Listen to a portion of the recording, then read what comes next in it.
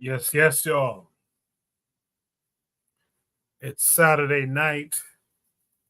So it's Saturday night shoot to breathe. I see daily affirmations by Paulians already in the chat saying good evening.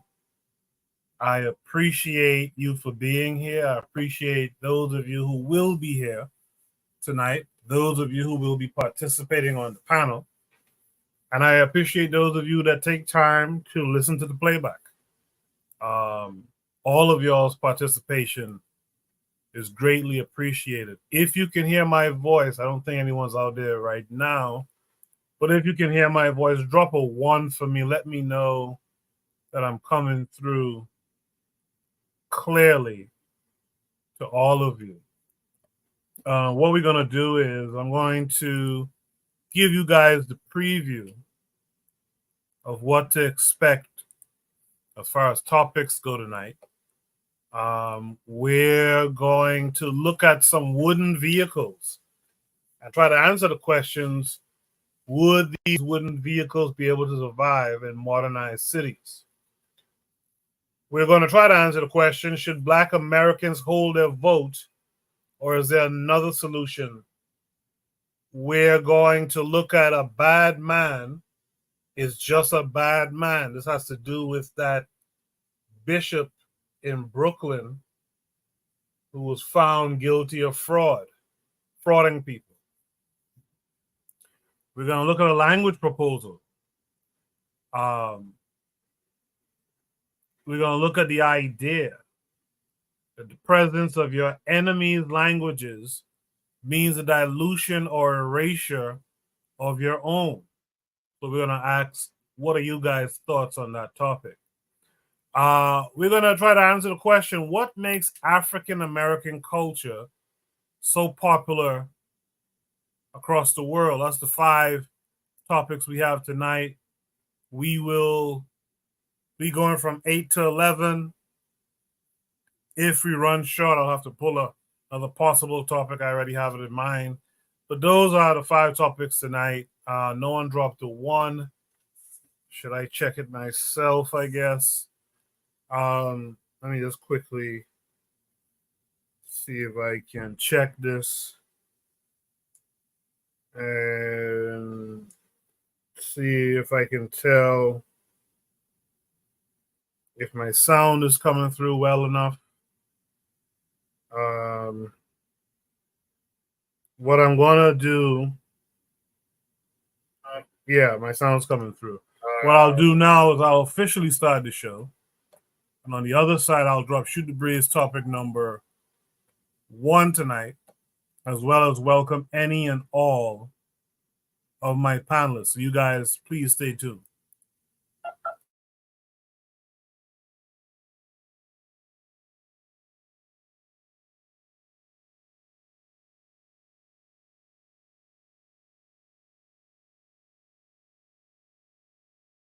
You are listening to the Bitter Medicine Podcast on KWAZ Radio.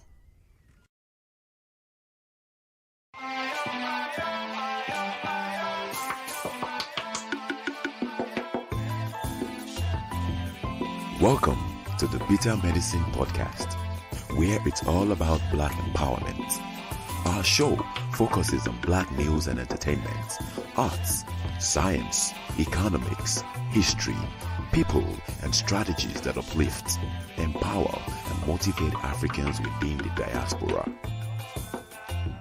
And now, your host, whose favorite color is black, Goku.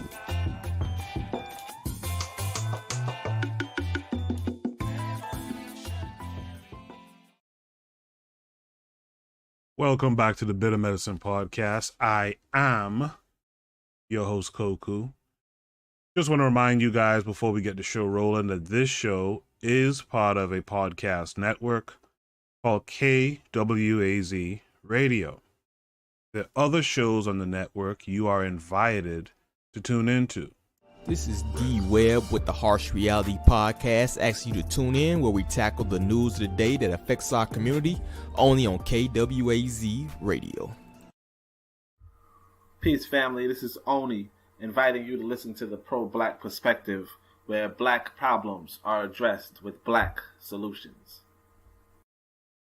Greetings, fam. Tune in to The Learning Curve with me, the revolutionary matron on KWAZ Radio. You are listening to the Bitter Medicine Podcast on KWAZ Radio. Make sure to check out and support the revolutionary matron. She's been doing these book readings for the past few weeks, so make sure to tune in, listen to the playback, give her a thumbs up, and hit the cash app. Make sure to check out and do the same for the forecast for Brother Bakari and for Considerate Cheek / Realm in the Bush as well.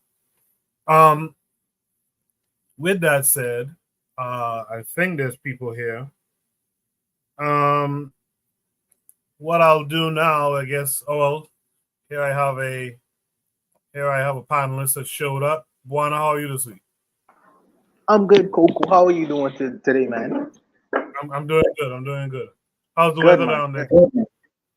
It's very rainy. It's very rainy. It's kind of cool. Yeah. Yeah, we have it too. We have that rain too. Thanks for coming through as always. Look like it's just me and you for now. So, Yeah, it's early. It's early. Everybody late.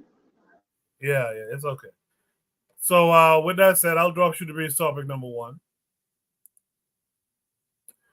Shoot the Breeze topic number 1 says, would these wooden vehicles be able to survive in modernized cities? This came with a link that's taken us to TikTok. I'll share my screen in one quick second. As soon as this loads up, I'll share my screen. But wooden vehicles in modern setting, we'll see how well that kind of works. Let me share my screen with you guys.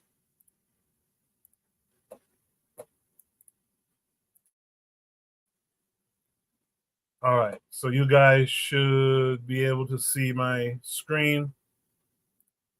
Let me make it bigger. So this is just a 2-minute video. If need be, I'll play it twice. This is the African wooden cart. It doesn't burn gas or use electricity. It only needs 3 buns for 100 kilometers. Young people use this cart to successfully marry and live a good life. It is a heavy-duty truck made of pure solid wood. It is 2 meters long and 1 meter high. It can carry 500 kilograms of cargo without any problem. Some can carry more than a ton. The poorer the area, the more concentrated the wooden carts are. Of course, these wooden carts are all handmade. This man is the blacksmith. All the wooden carts start with a wheel. The material used is this kind of dry-aged wood. After roughly cutting out the shape with a knife, the man put a nail in the center of the wheel. Another nail drew a circle. He used a machete to remove the excess parts. Then he used a chisel to make a hole in the center of the wheel. He installed the roller and the bearing. Then he had to polish the wheel finely. In this process, he also had to go through a dynamic balance test. This red wooden cart just had an accident. The other party was in a hurry to use it and paid a lot of money for repairs. The newly made wheel came in handy. He made some modifications to the body. The wheel could fit in. To save money, the owner chose rubber from a scrap wheel as the fixing method was very simple. He just nailed it on with nails. After fixing the ends, came to the last step. Using the tension of the rubber, he used a crowbar to flatten them on the tire. With the help of the apprentice, the rubber was quickly put on the wheel. Finally, for the sake of reliability, he also had to nail some nails on the tire at intervals. After installing it, the wooden cart could be used normally again. It was both environmentally friendly and economical.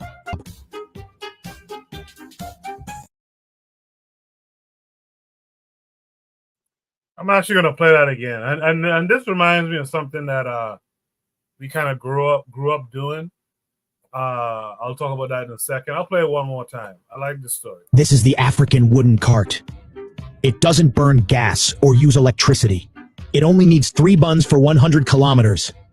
Young people use this car to successfully marry and live a good life. It is a heavy-duty truck made of pure solid wood. It is 2 meters long and 1 meter high. It can carry 500 kilograms of cargo without any problem. Some can carry more than a ton. The poorer the area, the more concentrated the wooden carts are. Of course, these wooden carts are all handmade. This man is the blacksmith. All the wooden carts start with a wheel. The material used is this kind of dry-aged wood. After roughly cutting out the shape with a knife, the man put a nail in the center of the wheel. Another nail drew a circle. He used a machete to remove the excess parts. Then he used a chisel to make a hole in the center of the wheel. He installed the roller and the bearing.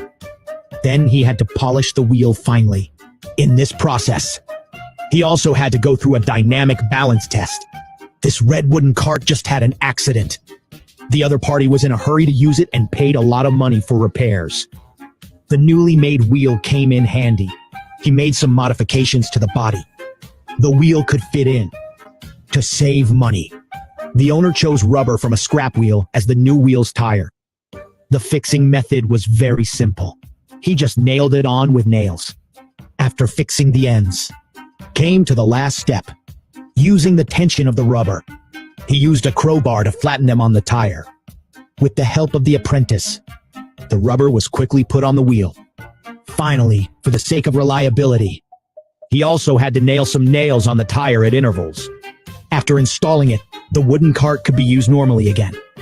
It was both environmentally friendly and economical. In the local area, repairing wooden carts was a good job. This red wooden cart.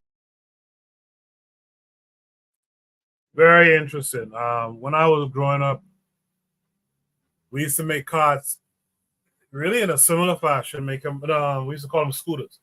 We used to make them out of wood like that, and we used to use like a trolley wheel. Buana, do you remember making scooters, or remember people making scooters? Vaguely, vaguely, vaguely. Yeah, there was a time in Nassau where we used to make these wooden scooters out of 2x4 and trolley wheel. And it was so interesting when I moved to the States to go to college. I saw when white folks were using these little metal, machine-made scooters. You can still see some folks with them now, but more people have moved to the electric version. But I was very interested. I'm like, wow, look at that. They took that scooter idea that we had, or maybe we took it from them and we just made it simple with pieces of 2x4 and trolley wheel and, from a supermarket cart. And we made something similar. That was a big thing back in the day, Buana. Yeah, but Coco, what happened to the engine? Where's the engine? Well, I think it's the same.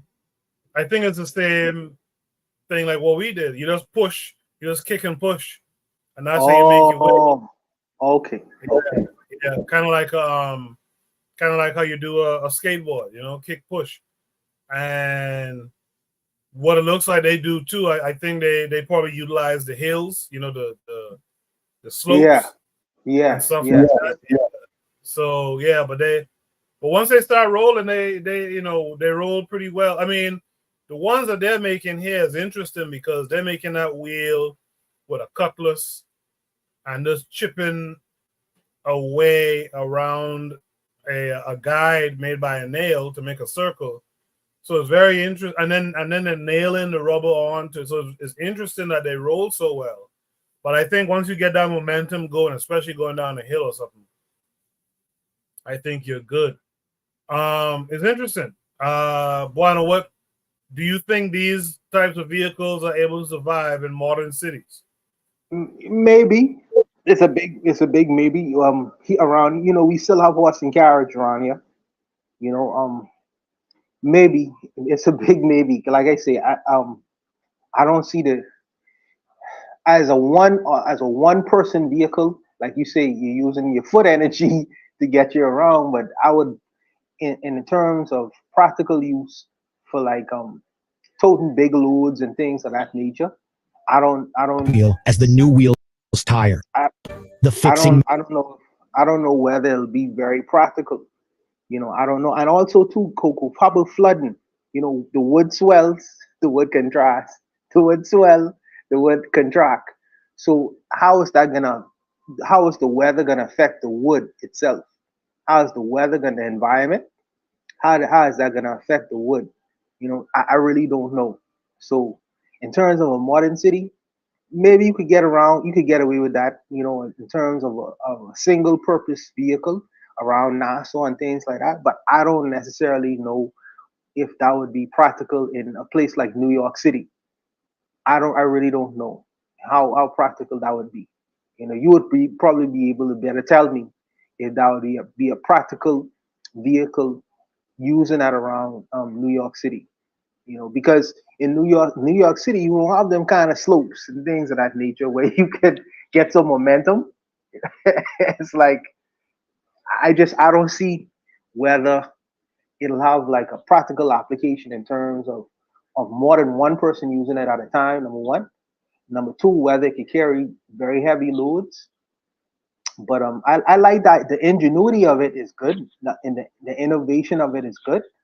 But in terms of whether it would be practical in a big city like New York, I really don't know. Maybe Nassau, you know, when guys skateboarding around here, maybe they could add certain things to it and make it usable where you toting certain small loads.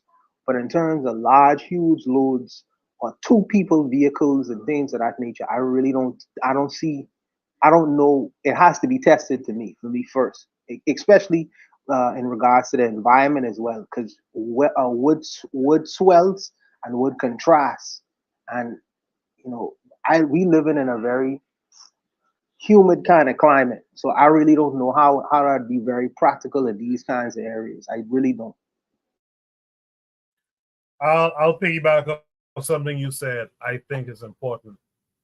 Um, there's some ingenuity here. There's some will to innovate in here, and I like it. I like it a lot. Um, I think that's the important thing, more than its, you know, practical use in a big city. Like, I don't think you're gonna do too much with this in a New York, for example. Maybe Florida. I don't know, but um, I think, like you said, it's what's next. What are you gonna do to improve upon this? And I think it's something that, you know, our youth should probably look at wherever they may be in the world, and should be thinking about, how do I take this to next level? Because apparently there's folks on the continent who are surviving, making a living with these things. Like they mentioned in the video, a guy had an accident or something, or one broke down, and he paid a lot of money to get it fixed quick. I guess he needed to get back on the road and make that money. So there's something to it.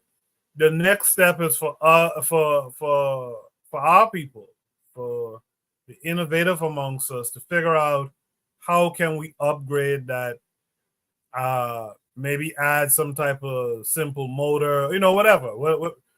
You know, add better wheels, ones that won't be susceptible to damage because of the weather, things of that nature. But I think it's a thinking in the right direction. I just hope that they're gonna innovate on top of it. You know. I like the Coco. You mentioned the fact that when you were younger, as kids, you all used to create your own certain things, useful things as children. And I like the fact that young people their minds are very bendable. You know, they're rigid. They don't. It's not rigid. Like when you become older or turn into adults, when you used to things being a certain way, you tend to stick to these kinds of things. It's almost like your mind become calcified. But when you're a younger person, your mind is fluid. You know, so the world is it's like you could basically create and do almost anything, and children will try it. You know, children are the best kinds of innovators. They will try it to see if it'll actually work. And I think that if the child were to take that kind of mindset into adulthood and just perfect it, go into mechanical engineering and use that innovative mind to see how he could form and shape the world, to basically master the world, his environment. If he could master his environment and use what's around him, like these guys are doing on the streets in Africa, mastering their environment, using the tools around them to make it most effective. And like this gentleman said in the clip, this uses no gas, no electricity, no carbon footprint, and they are still able to get around the cities of Africa, carrying loads and just using these things to their will. And these are young people actually doing these kinds of things. So I think that this is a great thing about this video. Absolutely. I think it also reminded me of The Boy Who Harnessed the Wind. Do you know that story, Buana? I saw the movie. Yeah. Oh, you did? Yeah. The Boy Who Harnessed the Wind. Kamkwamba, William Kamkwamba, for a Malawian guy. I really appreciated his story because look, he took an old bike and a dynamo and turned that into a windmill. So I would want this type of imagery to be widely shared amongst our people to show that you can do things even with nothing almost. These guys ain't have proper tires. They find rubber somewhere. They repurpose that, which is recycling. They find wood somewhere. They use that. And it makes me think of people not only in small islands, but in rural America. There's some folks in, some part. People think America is all New York and Miami and stuff like that. But there's some parts of America here that is more, for lack of a better word, more primitive than even where we're from. That's a fact. That's a fact. And when you go in these so-called primitive areas, some of these rednecks, they are very ingenious. I got to give some of these rednecks credit because the things that they are able to come up with, it'll surprise you. It really will. And some of these people never been to nobody university, never been to nobody college, but some of them things that they come up with are ingenious, for right or the wrong of it, Yeah. Like, I won't belabor the point any further, but like even like making moonshine. When you see what apparatus they make, what they put together to make moonshine, is almost like some apparatus I've used in chemistry labs. You know what I mean? Exactly. Yeah, a real distillery. A real distillery, and they understand what to do, what not to do, so that shit don't explode. Like it's real. So this is just an example of how when you really need something, you innovate, and it's usually the people who have less who do most of the real innovating. Absolutely. Necessity is the mother of invention. One of the things though is that what I don't understand why we don't have like little small moonshine places in the Bahamas, or even in the Caribbean. Like we leave it to these major distilleries to make and produce our rums. Why don't we have any small back corner places where we produce our own rum and things of that nature? Or even cocoa. I was even thinking in cigars, and raising tobacco like Cuba does, and then rolling tobacco. Why don't we have a Bahamian version of cohibas in the Bahamas? I'm curious about that. The environment is pretty, the weather is almost the same as Cuba. Why don't we produce Bahamian Cuban cigars or Bahamian cigars? So I am curious about why that never really like kicked off in this part of the world, or even the rum. We should have a lot of back corner places where we could get auntie rum or this person rum or whatever. I don't know why we even delve into these kinds of things around here, but I'm pretty sure if you go to the out islands, Cat Island and stuff, I'm pretty sure people making rum. think so? You think so? I think so. I think people, because like I know like in Trinidad and stuff like that, there's people who making bush wine and all kind of stuff like that too. I think people are doing it. I just think that's the problem. And I'm from Nassau. That's the problem with Nassau. It's too city for an island nation. You know what I mean? Like we should, like you're saying too. We should, man.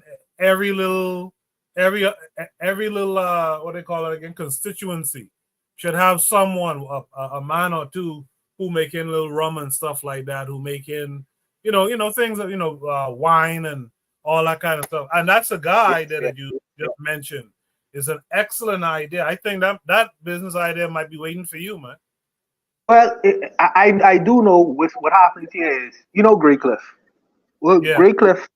Grey Cliff import the Cubans, especially to roll their own cigars. I know they roll their own cigars, so they import the Cubans. I don't know where they actually growing to tobacco, but I know they import Cubans to actually roll the cigars itself. And I was speaking to a Cuban sister, black lady, and because I like the idea. I was like, well, how much would it cost if I was trying to get Cubans to come here and actually roll my own cigars? How much would that cost if I wanted Cubans to come in here to grow? Because I know cocoa, I know nothing about the industry. Yeah, so I have to go to the source.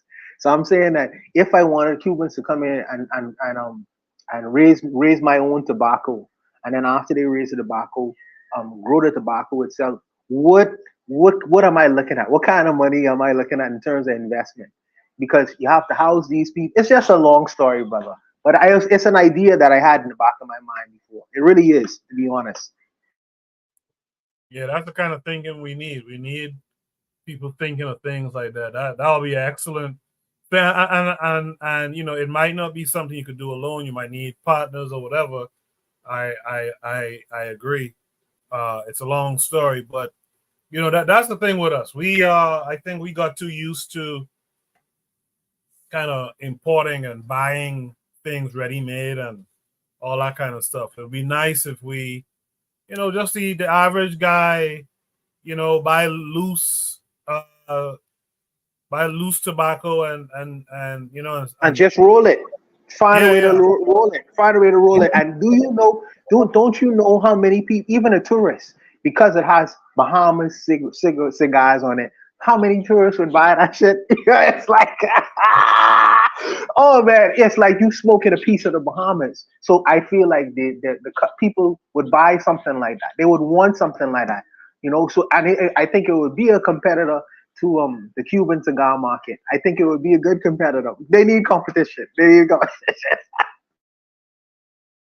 No, all good ideas there. Yeah, some folks need to get on that, making that moonshine down there too, and add our own taste to it too. You know what I mean? But yeah, citrus moonshine, citrus. Yeah. You got a big So it's just, I don't know. Like you saying, all the thinkers. What I find is in the Bahamas that many of the thinkers become frustrated because of the system, and they say, "C'est la vie. I'm going to greener pastures and see what I can do elsewhere." But the problem I have with that sometimes is I don't mind people leaving and going and dominating the world. I don't mind that. Sometimes you if you can, you must look back within your own nation state and say, well, what can I do here? What kind of investment can I do here? What kind of investment can I drive here? In trying to navigate the world and trying to invest back within your own communities. Don't forget. Don't just leave and forget. Look around and see what you can do, because I feel that there is something. As you say, citrus moonshine is an excellent idea. We have oranges here. Citrus is a big thing in the nation, pineapples as well, pineapple rum. You put Bahamas on that, and I think that's a sell of mine. So I think that there needs to be that drive and investment for the investors who live in other parts of the world to maybe come back and see where you could, pour in certain kinds of investments in your own so-called nation states. But that's a good conversation. That's something to think about for me too. Any last thoughts on this prompt here? No, it was a good prompt. Whoever sent it, innovation is always good. I think I sent another innovative kind of thing prompt, but this was a good conversation. Yeah. All right, appreciate that. Let's go to Shoot the Breeze topic number 2. Shoot the Breeze topic number 2 tonight. Should Black Americans hold their vote, or is there another solution for this? This came with a link taking us to Twitter, formerly known as Twitter, now known as X. And this is a tweet from brother, and the receptionist. It said, the caption says, "I hate to say this, but I don't want to hear the crying. Only 36% of Louisiana voted.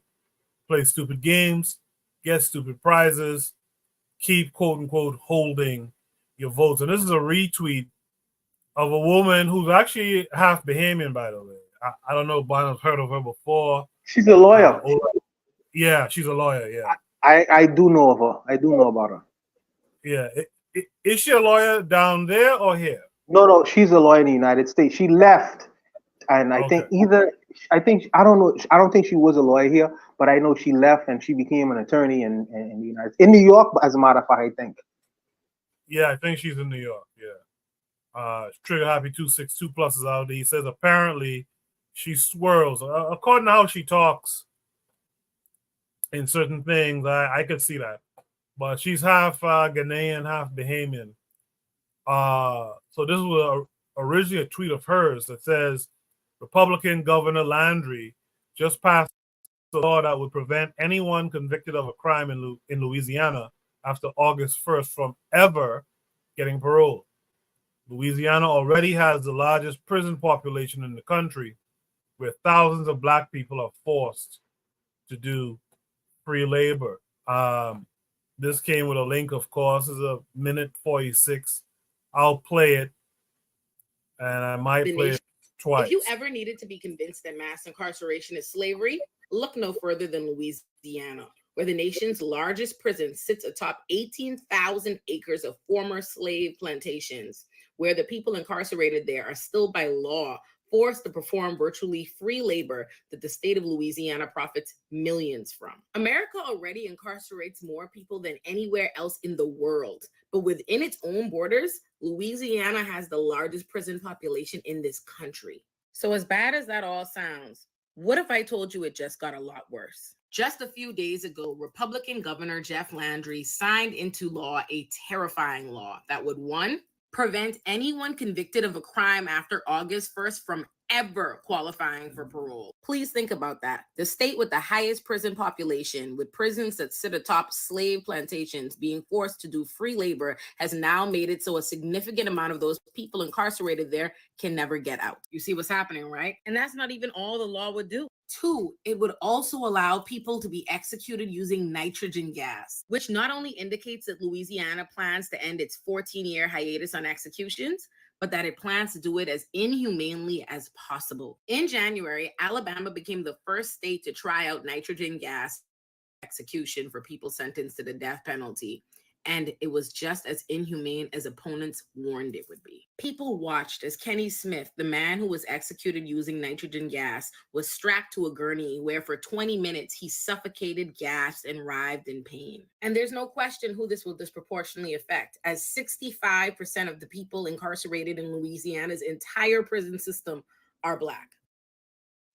I'm going to play it one more time. It's a short video, but that nitrogen gas is the nasty stuff. Let me play it one more time. If you ever needed to be convinced that mass incarceration is slavery, look no further than Louisiana, where the nation's largest prison sits atop 18,000 acres of former slave plantations, where the people incarcerated there are still by law forced to perform virtually free labor that the state of Louisiana profits millions from. America already incarcerates more people than anywhere else in the world, but within its own borders, Louisiana has the largest prison population in this country. So as bad as that all sounds, what if I told you it just got a lot worse? Just a few days ago, Republican Governor Jeff Landry signed into law a terrifying law that would, one, prevent anyone convicted of a crime after August 1st from ever qualifying for parole. Please think about that. The state with the highest prison population, with prisons that sit atop slave plantations being forced to do free labor, has now made it so a significant amount of those people incarcerated there can never get out. You see what's happening, right? And that's not even all the law would do. Two, it would also allow people to be executed using nitrogen gas, which not only indicates that Louisiana plans to end its 14-year hiatus on executions, but that it plans to do it as inhumanely as possible. In January, Alabama became the first state to try out nitrogen gas as their form of execution for people sentenced to the death penalty. And it was just as inhumane as opponents warned it would be. People watched as Kenny Smith, the man who was executed using nitrogen gas, was strapped to a gurney where for 20 minutes he suffocated, gasped, and writhed in pain. And there's no question who this will disproportionately affect, as 65% of the people incarcerated in Louisiana's entire prison system are Black. Interesting stuff. So yeah, is holding your vote a good idea, or is there another solution? Let's welcome in our boy Black Steel this week. Black Steel, how are you? I'm doing great, Coco. How's everybody? How you doing, Buana? What's going on, Black Steel? How you doing, brother? I'm doing good. So yeah, I just got home. But so I don't think Black America should hold their vote, for one. I think that voting, because you're voting on not just particular politicians, but you're also voting on policies and laws and things like that. But I think here's part of the problem is that, number one, I don't think Black people are holding their vote. I think that, number one, are especially in places like Louisiana and many southern states, they cut up the districts and they divide the districts in such a way that Black people aren't able to use their vote in a way to really influence the elections. So they gerrymander the districts so that way it kind of it kind of blunts the effect of Black people voting, for one. Number two, Black people in many states they don't let you vote if you have a criminal record. They take away your right to vote. Disproportionately affects Black people. States like Louisiana, they eliminate early voting.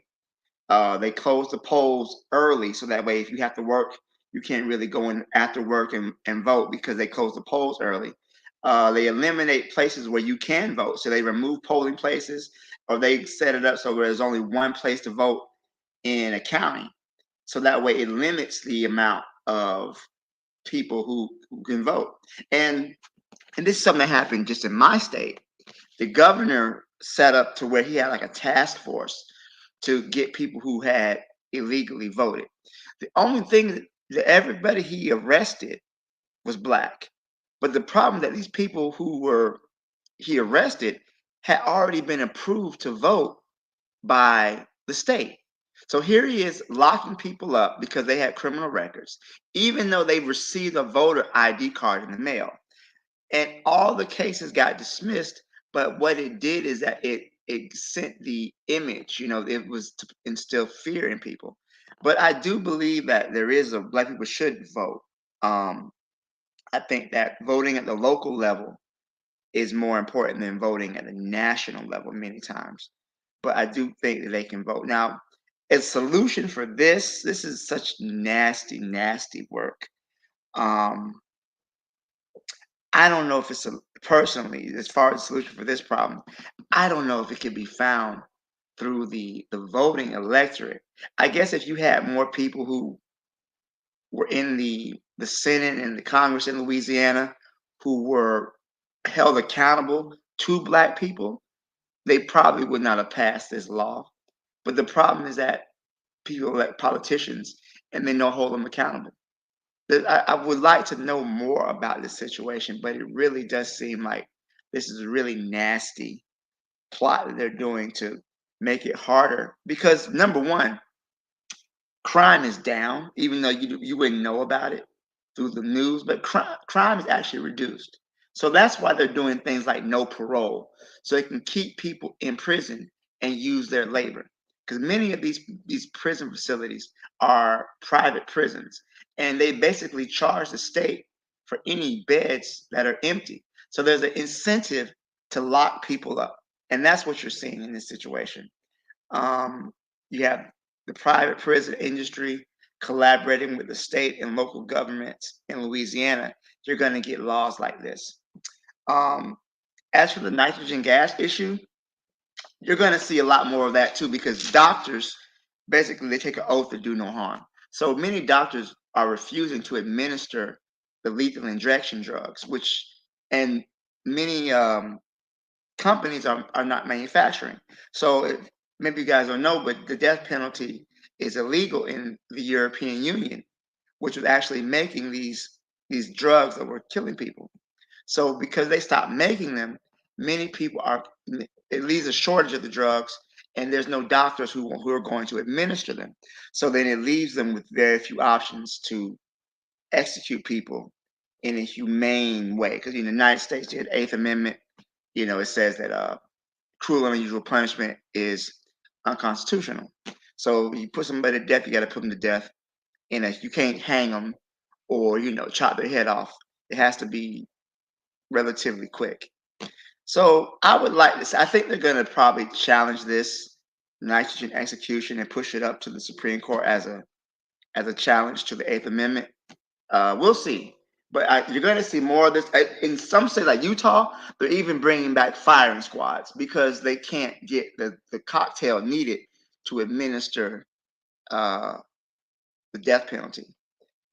I myself, I don't know. I'm kind of conflicted about death penalty, only because if somebody killed or hurt one of my loved ones, I probably want their ass to die personally.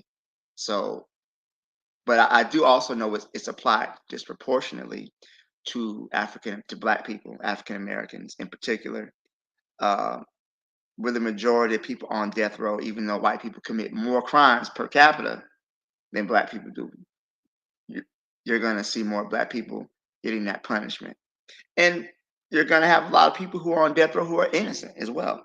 So my solution, I don't even know.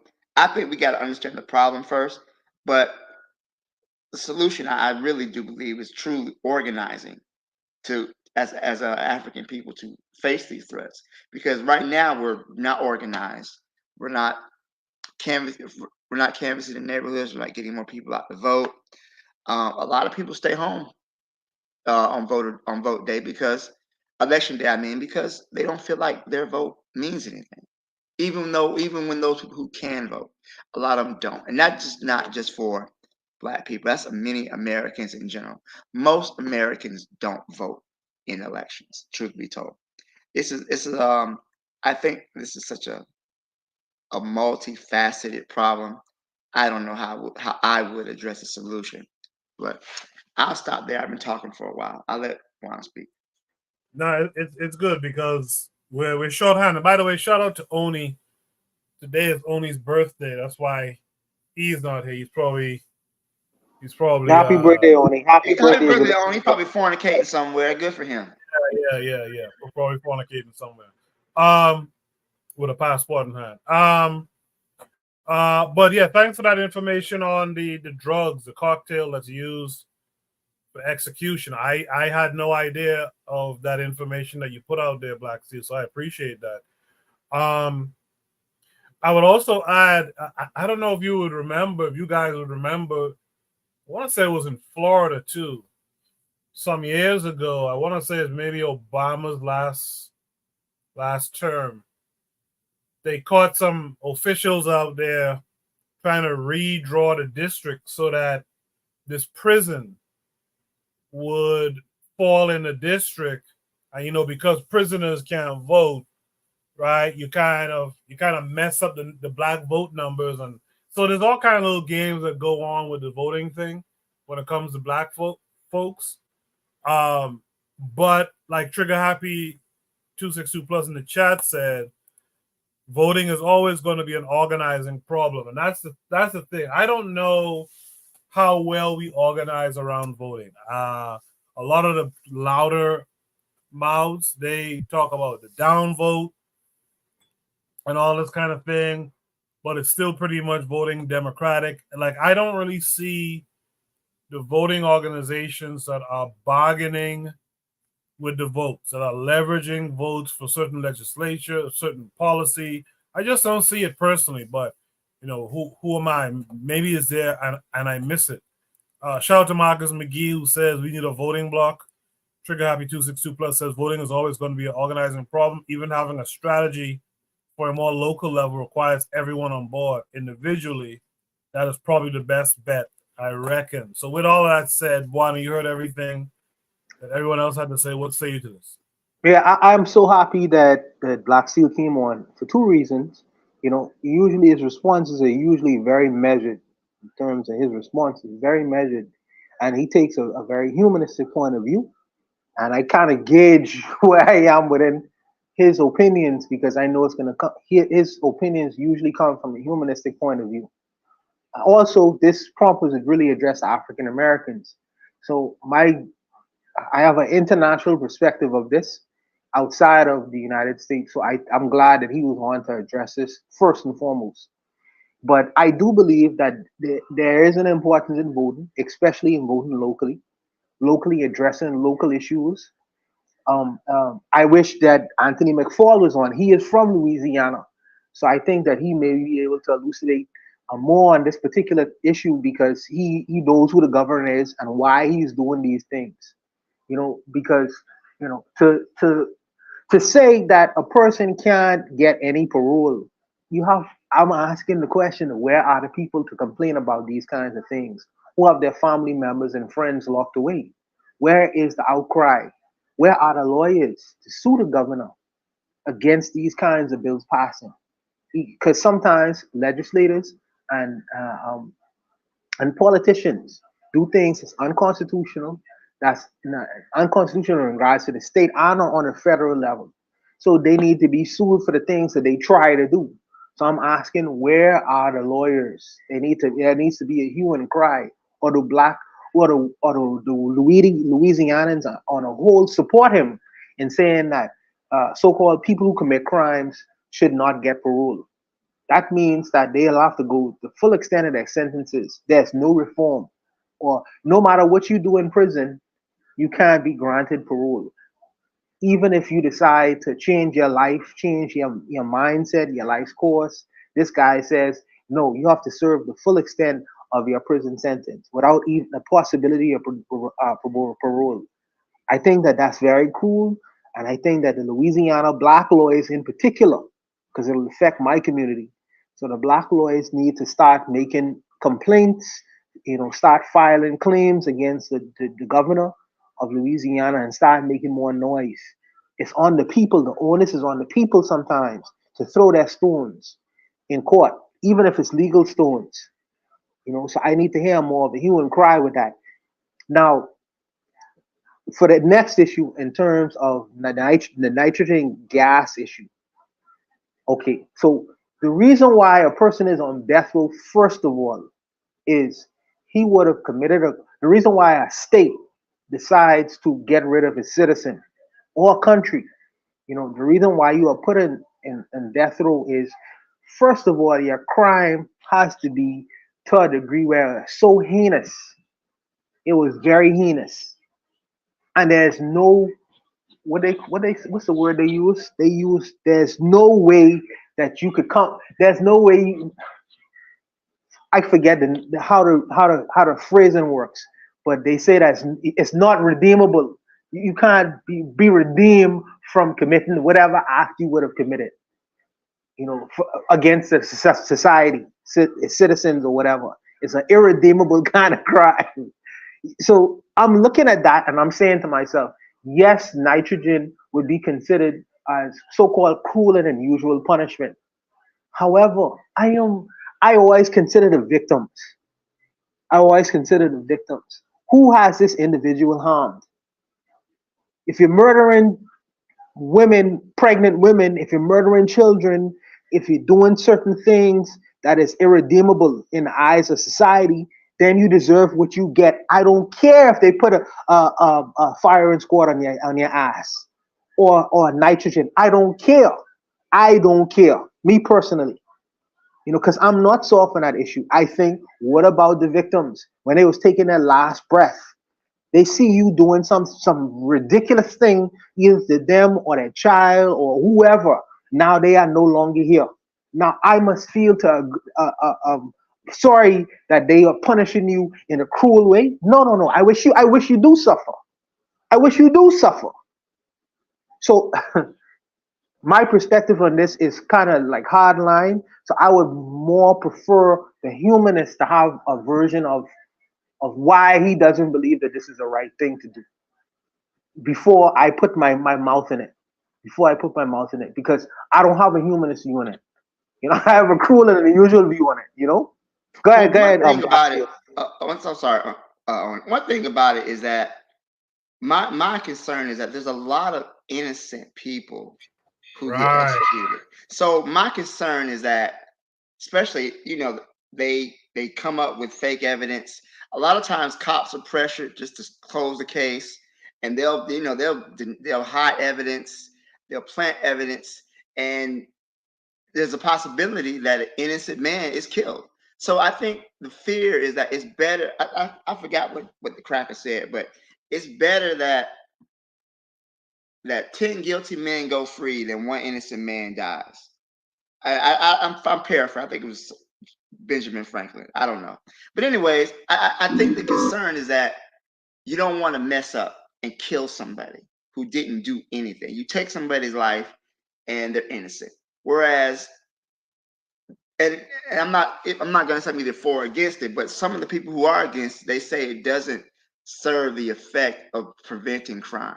Those states that have the death penalty don't really see a reduction in crime from it. It's meant to serve as a deterrent. The fact that you kill somebody, you're going to lose your life. And I also understand from the victim standpoint as well. You took somebody's loved one. But in America, there's no the criminal justice system is meant to be punitive. It's not meant to rehabilitate in any way, shape, or form. It's meant to punish you.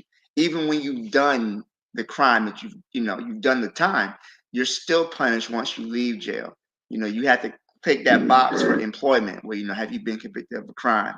And for many employers, once you hit that, that's usually that's it. They're not going to hire you. So you have to find housing. You have to get back into society, but then society doesn't let you back in. But again, I understand the need to punish people who commit heinous crimes, who murder innocent people, who murder children. I get it. I hear the horror stories. But then also, too, you come find somebody who's been in jail for 30 years and the prosecutor hid evidence from the jury that would have got him off, and he was on death row or he was getting life in prison. Those type of stories happen too often, in my opinion, to just... I understand that. Blackfield, I do understand that. In terms, like the Innocence Project, and this whole DNA thing right now that exists in the United States of America is a great thing. It's an awesome thing. Especially when you're getting people off of out of jail who's been spending football numbers years in jail for certain crimes that they did not commit, and also there, and I can't avoid this. There are absolutely people who would have went to their deaths having not committed the crimes that they were convicted for. That is an absolute fact. However, for the one brother or the few brothers, I don't want you to make the exception the rule. That's a very dangerous footing to be standing on, because usually 9 times out of 10, let me say 8, 8 times out of 10, the state is getting it absolutely right. These people who say, I didn't do anything, they were in fact responsible for the crimes that they committed. I'm not talking about the 3% who was actually innocent. I'm talking about the 97% who actually in fact did the crime. And I think that sometimes that's that comes into the argument from time to time. I don't agree with Thomas Jefferson when he say it's better to let 10 guilty men. I don't agree with that assumption. It was better. Benjamin Franklin. He said it's better that 100 I guilty don't agree with persons that. escape No way. than one innocent person should suffer. That's what he said. No way. I say that the one person could suffer. You know, sometimes the one person gotta suffer, and it's unfortunate. Hopefully, it's not me. Hopefully, it's not me or anyone I know. But however, I think that no. That's an unfortunate circumstance. I don't want no innocent person get harmed. But the 10 wicked devils who would have done something, they need to see their time. They need to see their justice. They need to see punishment for the things that what they would have done. Yes, prison is meant also for to reconcile what they would have done, you know, to be redeemed and to do certain things to reform. But I also want to use prison as a form of punishment because I have to ask the question, Black Steel, what about the victims? What about the victims? Do you know what's crazy, Juana? The victim, the case you're talking about with the nitrogen gas, the victim's family asked that he not be executed. They actually asked that he receive life in prison. Was they black folks? I don't know. Probably not. Okay. You know we forgive everybody. You forgive everybody. I want man. Oh goodness, man. Oh goodness. That was great conversation. I'll say this: when you talk about the victims and what the victims want in America, in particular, if the quote unquote victims are white, they don't care which black person goes down for a crime. So that's my only hesitancy here. Black folks get railroaded into prisons. They get railroaded into, you know, death penalties and all that kind of stuff. And the victims, I hate to say it, or the victims' families tend to kind of be racist pieces of shit here. Like there was a situation here in Queens, New York. White woman went jogging. Kevin Carey, if he's out there, he'll probably remember the circumstances better than I. White woman went jogging. She went missing. They found her body some days later in a park somewhere in Queens. They just went and picked up some autistic black kid. A kid who is like, you know, not to be offensive, but damn near mentally retarded, if not so. And I think the kid is of Jamaican parentage too. This kid don't know what's going on. Don't know one shit what's going on. They railroaded that kid. So I do feel for that, you know, that 1% chance that you have the wrong person, right, who's being accused of this crime, who will face the death penalty. Not only that, but then in the act of execution will feel, you know, distress and pain and all that kind of stuff. So I am mindful of that. I still do believe that there should be punishments, but I am very particular about punishments against our own people. And I see in the chat, Trigger Happy 262 is kind of echoing that. He said, I was reading an article about justice, and it's both restorative and, depending on the severity, punitive. The problem with Europeans and their judicial system is it is overly punitive. So, for example, it could be said that black men in the prison industrial complex in the diaspora gets in there often for minor crimes. For Africans, it wouldn't be something punitive or restorative. He says we can't punish those who have the ability to recover. We lose ourselves if we keep doing that.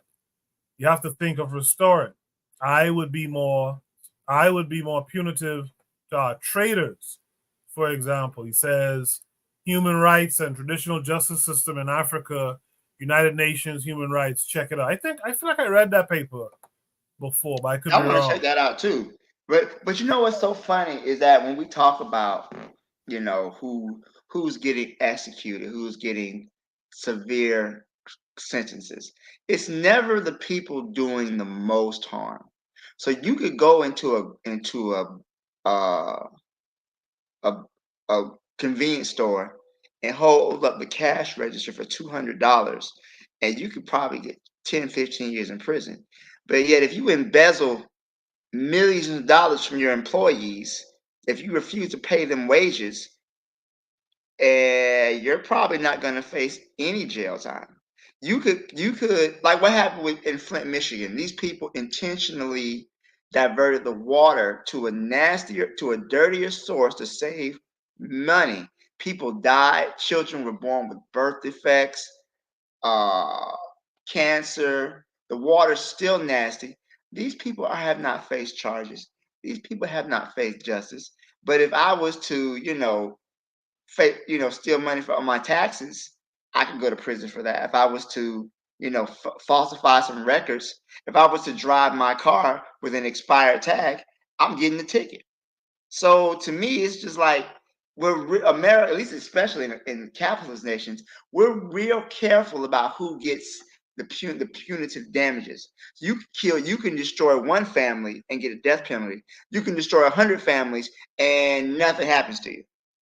I think we really gotta examine that. What I would say about that is this. I would say that to be fair, Black Steel, Bernie Madoff got football numbers. He got football numbers. Now Because he Bernie Mac, stole from other rich people. Had he stole from me, he wouldn't have got nothing. He stole from other rich people. but I'm gonna tell you something. I'm gonna tell you something. There are people in this country who steal from everybody, and they will never see jail. So I mean, what I have noticed in terms of American society is they do put wealthy men in jail. You know that happens. Yeah, I mean they put wealthy, powerful men in jail. That is a fact. Donald Trump right now, and in terms of what he's going through, I'm sure he won't ever go to jail. But he would never. They would if Donald Trump was here with that holding that kind of money and that kind of influence, he wouldn't even. He wouldn't even. This wouldn't. It wouldn't even be an issue right now. It would be swept under the table. I think that in your country there are some degree. I'm not saying 100%, but there are some degree of checks and balances. Politicians in your country go to jail. Politicians in your country go to friggin' jail. That is very unique, brother. That is very unique. If you look in the world, that usually doesn't happen, brother. I'm gonna tell you, Black Steel, it don't happen, man. I'm telling you, I man. hear you. I hear you. I hear you. I do hear you. All right, I appreciate that conversation. You guys can check out the article.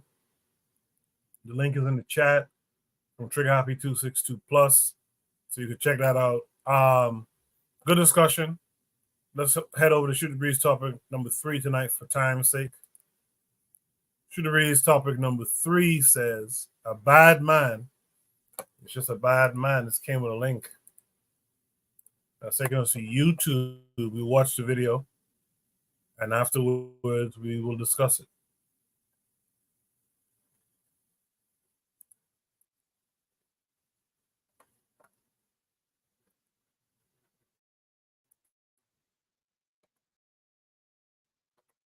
I don't know why it's taking so long to load.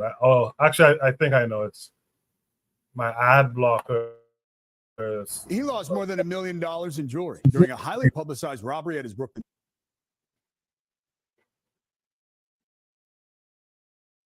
church. Now, the so-called bling bishop is also poised to lose his freedom.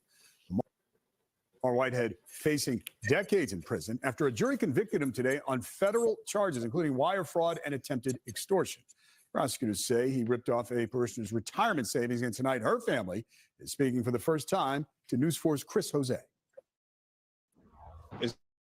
It's been an emotional roller coaster for the past 4 years. Rashid Anderson relieved tonight following the conviction of Lamar Whitehead, better known as the Bling Bishop, for his lavish lifestyle. A Manhattan federal jury today finding Whitehead guilty of defrauding a parishioner and trying to extort a businessman. It's been a long time coming, and we're very happy to see that the verdict was guilty today. Rashid's mother, Pauline Anderson, invested $90,000 of her retirement savings with Whitehead. Prosecutors said he spent the money on luxury goods at Louis Vuitton and Foot Locker, and even used Anderson's money to make his car payments. Rashid testified during the trial. You and your mother trusted this guy. Yeah, we trusted him a lot. Whitehead, no stranger to headlines. In July of 2022, he was robbed at gunpoint while delivering a sermon in Brooklyn. The $1 million jewelry heist caught on his church's live stream. 2 months ago, one of the men accused of the robbery killed by U.S. Marshals at a New Jersey hotel. This was the guy that put the gun, have a gun pointed just like this in my wife's face, pointed just like this in my 8-month-old baby's face, and then had the gun to the back of my head as he ripped off my jewelry. Whitehead not yet publicly commenting on his conviction, which also includes charges that he tried to force a Bronx businessman to lend him $500,000 while promising access to Mayor Adams. Whitehead claimed he knows the mayor on a personal level. The bishop going to social media after his arrest in December 2022. Just because you was arrested doesn't make you guilty. Jurors found Whitehead guilty of wire fraud, lying to the FBI, and attempted extortion. The trial lasting 2 weeks. Rashid had prayed for today's outcome. I do want to give thanks to God because he was the one that, revealed the truth, and I was able to go up there. Everyone was able to go up there and speak their truth. Whitehead's sentencing is scheduled for July 1st. He faces up to 45 years in prison. Chris Jose, News 4 New York. That guy went through a whole court proceeding to bring charges to this guy. And he still thanks his Christian God for the assist after all that work was done by by the court system. It's just crazy. But anyway, shoot the breeze topic number 3, a bad man. It's just a bad man.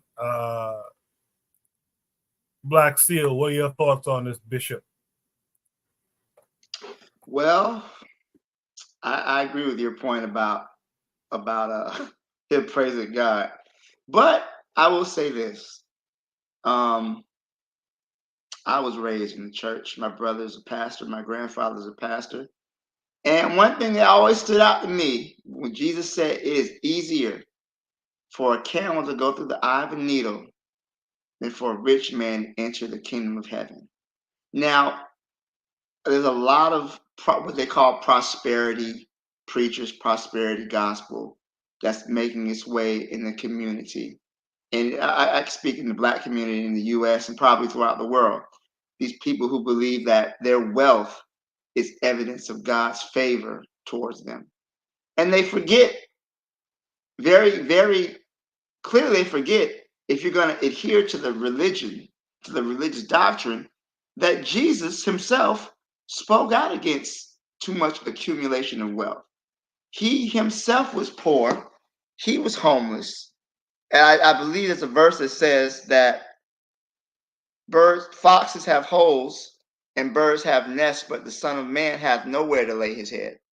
So these people and their preaching of wealth and money and jewelry are very openly ignoring what is being preached in the religion.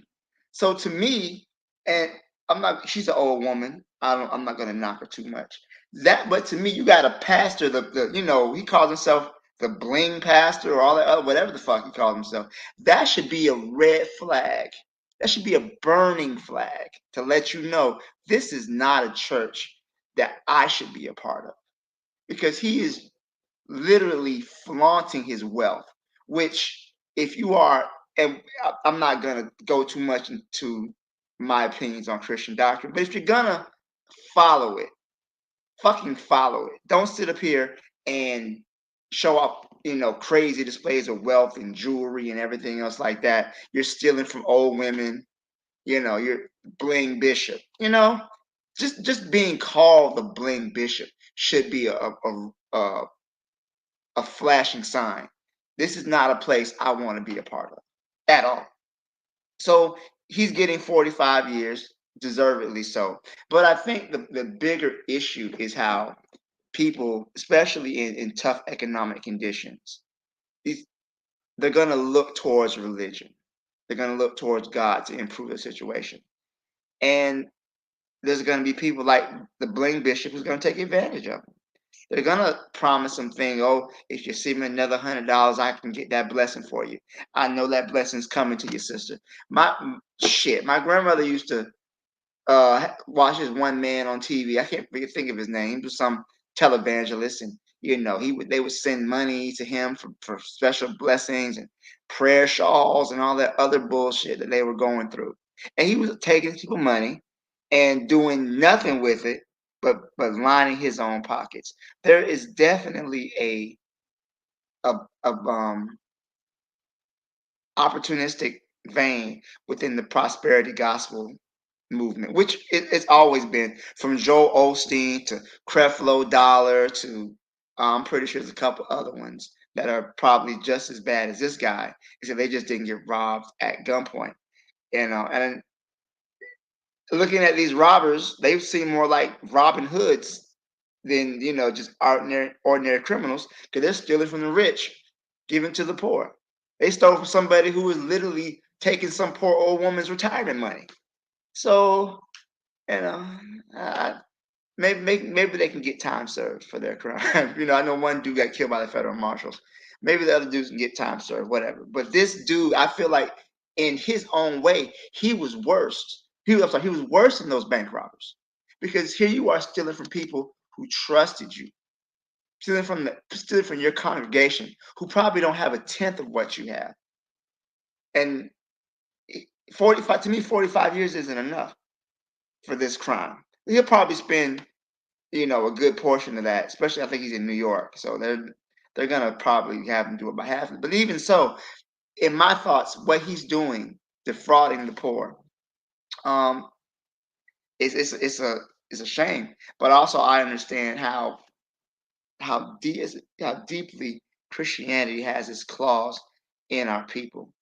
And it almost seems like an impossible struggle for someone to de-evangelize our people, to get them to get away from these oppressor religions who have done nothing but subjugate our people and keep them in a state of mental slavery, not just physical slavery as well.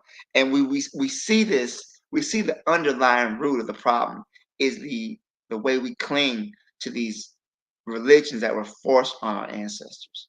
And we don't even critically examine them. And then when you do critically examine them, you get jumped. You don't by your own family members. You don't even get invited to the family gatherings no more. Because now you're that guy. You don't believe in Jesus. So you don't believe in Allah. You got black people starving themselves, refusing to eat in the daylight hours because of Ramadan right now. So it really just shows how harmful adhering to these religions is to our people. And then when we do adhere to them, we don't even follow them the right way. We're sitting here giving money to people who Jesus would have flipped the table over in the temple. I'll let Bwana speak. Thanks, Coco. Yeah, I think me personally, I think most of these religions, these Abrahamic religions, are hypocritical. And I think, I hate to say it like this, but I think a lot of our people, I think a lot of people in general, but a lot of our people in particular, because that's what I care about, I think we like the hypocrisy of it. I think we like the idea that you don't really have to change.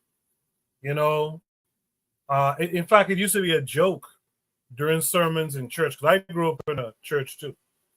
It used to be a joke in some sermons of how, like, some of the young women and men are coming to church in the same clothes they was just out in last night at the club. Like it was understood and was a thing everyone laughed at. And to me, it was always strange that you would laugh at that concept. but I think we kind of like it. I think we like the fact that you don't have to transform. You can just be the same thing, and according to their beliefs, if you accept Jesus in your dying hour, you're good. Like if in your dying breath you say, you know, Jesus' name, you're good. And I think we kind of like that. So I think, ergo, I think we don't mind our religious leaders being hypocrites too, scammers and grifters and whatnot. And it's just a shame that we've allowed ourselves to kind of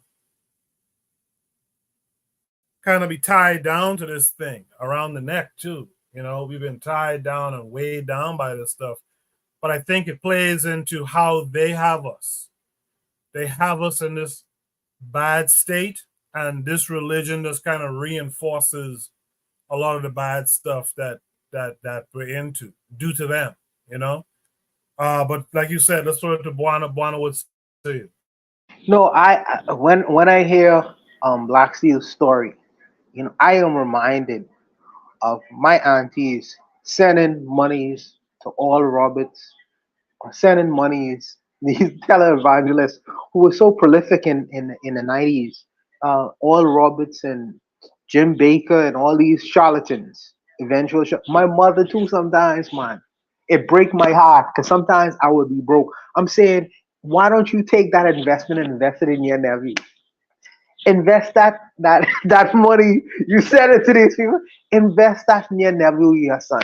Sometimes I would be broke sometimes, and they think, well, if I invest in these kinds of men and what they saying, well, you're gonna get this supernatural bountiful blessing. We have been taught religion in the Western world, especially the black people, as if we were children. Spirituality and religion is taught in the Western world almost on a childlike level, almost like on a childlike level, a supernatural business. I don't mind the supernatural, but there should be something that you bring to the table as well, besides me giving you my funds and my monies. It is really ridiculous, and it breaks my heart. But I understand that many of our people are caught into this trap, and it's just a trap. It's a trap. And many of our brothers and sisters can't see it, and that's an unfortunate thing. We fight against it. To this day, we continue to fight against it. In terms of this particular gentleman, I hope we get 1 billion years, because he's been to jail before. He is a jailbird already. He's just going back home. He is going back home where he came from. But it's unfortunate how these guys could just change their hats that they wear. First of all, he was coming in the name of gangsterism in terms of what he was doing before to get involved into the penal system. Now he coming in the name of God, doing his devilishment. The leopard ain't changed his sports. He changed his rhetoric, but he ain't changed his sports. So he's just going back to where he naturally belongs, in the cage. Because living in a civilized world, he takes advantage of human beings who can't fight back. Who can't fight back. And look, notice what he say. He has a connection with Mayor Adams. Birds of a feather flock together. Why would Mayor Adams associate himself with this kind of individual? Birds of a feather flock together.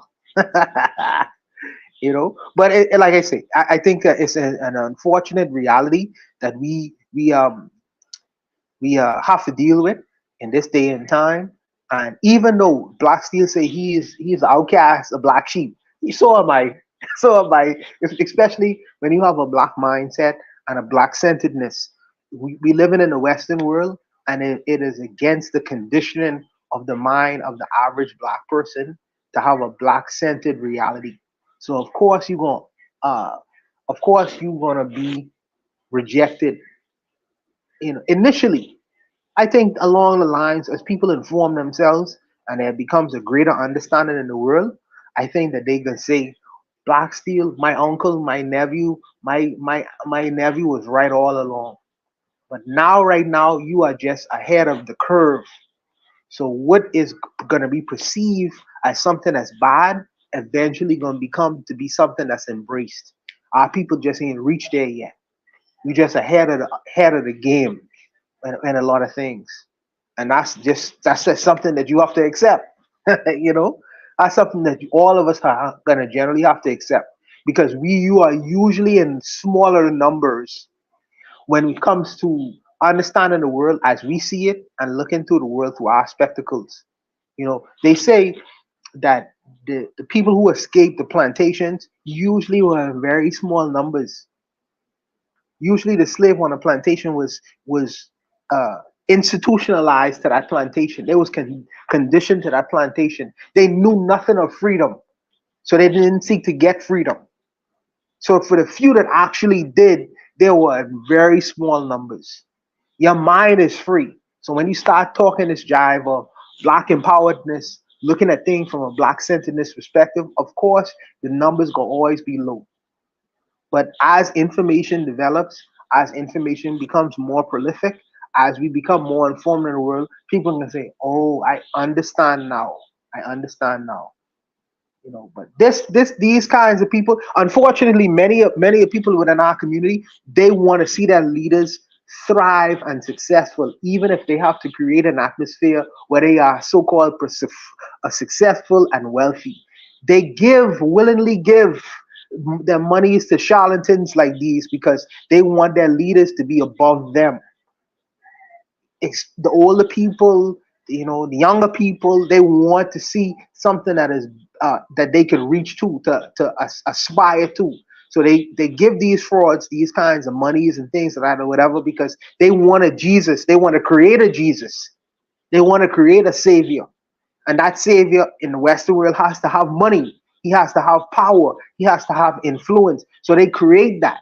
They create that narrative by continuously giving to these fraudsters. You know, that's just our reality right now. I don't think it'll remain forever, but I think that's the reality that exists right now, right now. But it won't exist forever. But I'll leave it there. I want to say one thing for you. You see how I didn't know this man had a previous criminal record. It's so interesting how many people who have a history of fraud and extortion and bribery, how they can quickly turn that into a lucrative career being a preacher, a pastor, a man of God. And they can even make their criminal background known and use it as evidence of God's redemptive power. I got air quotes right now. So this man had already been convicted of a crime, served time in jail. And I'm reminded of I can't think of the guy's name, but he was a pastor down here in Florida who got convicted of extorting money from the church. And he went to jail, and then he got out. He started a brand new church, and the people from his old church went and joined the new church. So it's almost like when they said, when Jesus compared his followers to his sheep. These are my sheep. Feed my sheep. Maybe he meant that a little bit more literally. The sheep are meant to be shorn. And to me, I feel like we all make the analogy. Christians made the analogy of being led by the good shepherd. But the good shepherd eventually ends up killing those sheep. Eventually, the shepherd needs the sheep more than the sheep need him. If without the sheep, the shepherd would go hungry. He would be out of his livelihood. And eventually, the sheep turn into lamb chops. Yeah, the sheep turn into lamb chops. And you see here, this dude right here, he's leading his sheep right to the slaughterhouse, right to get shorn, get their wool taken off, and be butt ass naked out here in this world. That's what this dude was doing. And it's so funny that you could be open as somebody who works with children. I can't have a criminal record and work with kids, but here you can have a history of stealing money and open a new church like it's nothing. Could you imagine such a thing? Could you imagine such a thing? Never. You can't imagine. Well, I spent 5 years of pedophilia, but I've reformed and God has changed me. Oh, come right in, Lord, sir. the Lord delivered me. The Lord delivered me. Lord deliver me. And it'd be fine. It'd be fine. Look at what the Catholics were doing when they had these priests molesting kids for 20, 30 years. All they do is send them to another parish. Say, hey, Black Seal, say 30 Hail Marys and you absolve. Yeah. Jehovah's Witness is the same way. Jehovah's Witness, you got to have 2 witnesses to prove if you to say you did the shit. So if it's just you and the guy and he rapes you, you don't have another witness. You don't have proof. They're not even going to talk about it.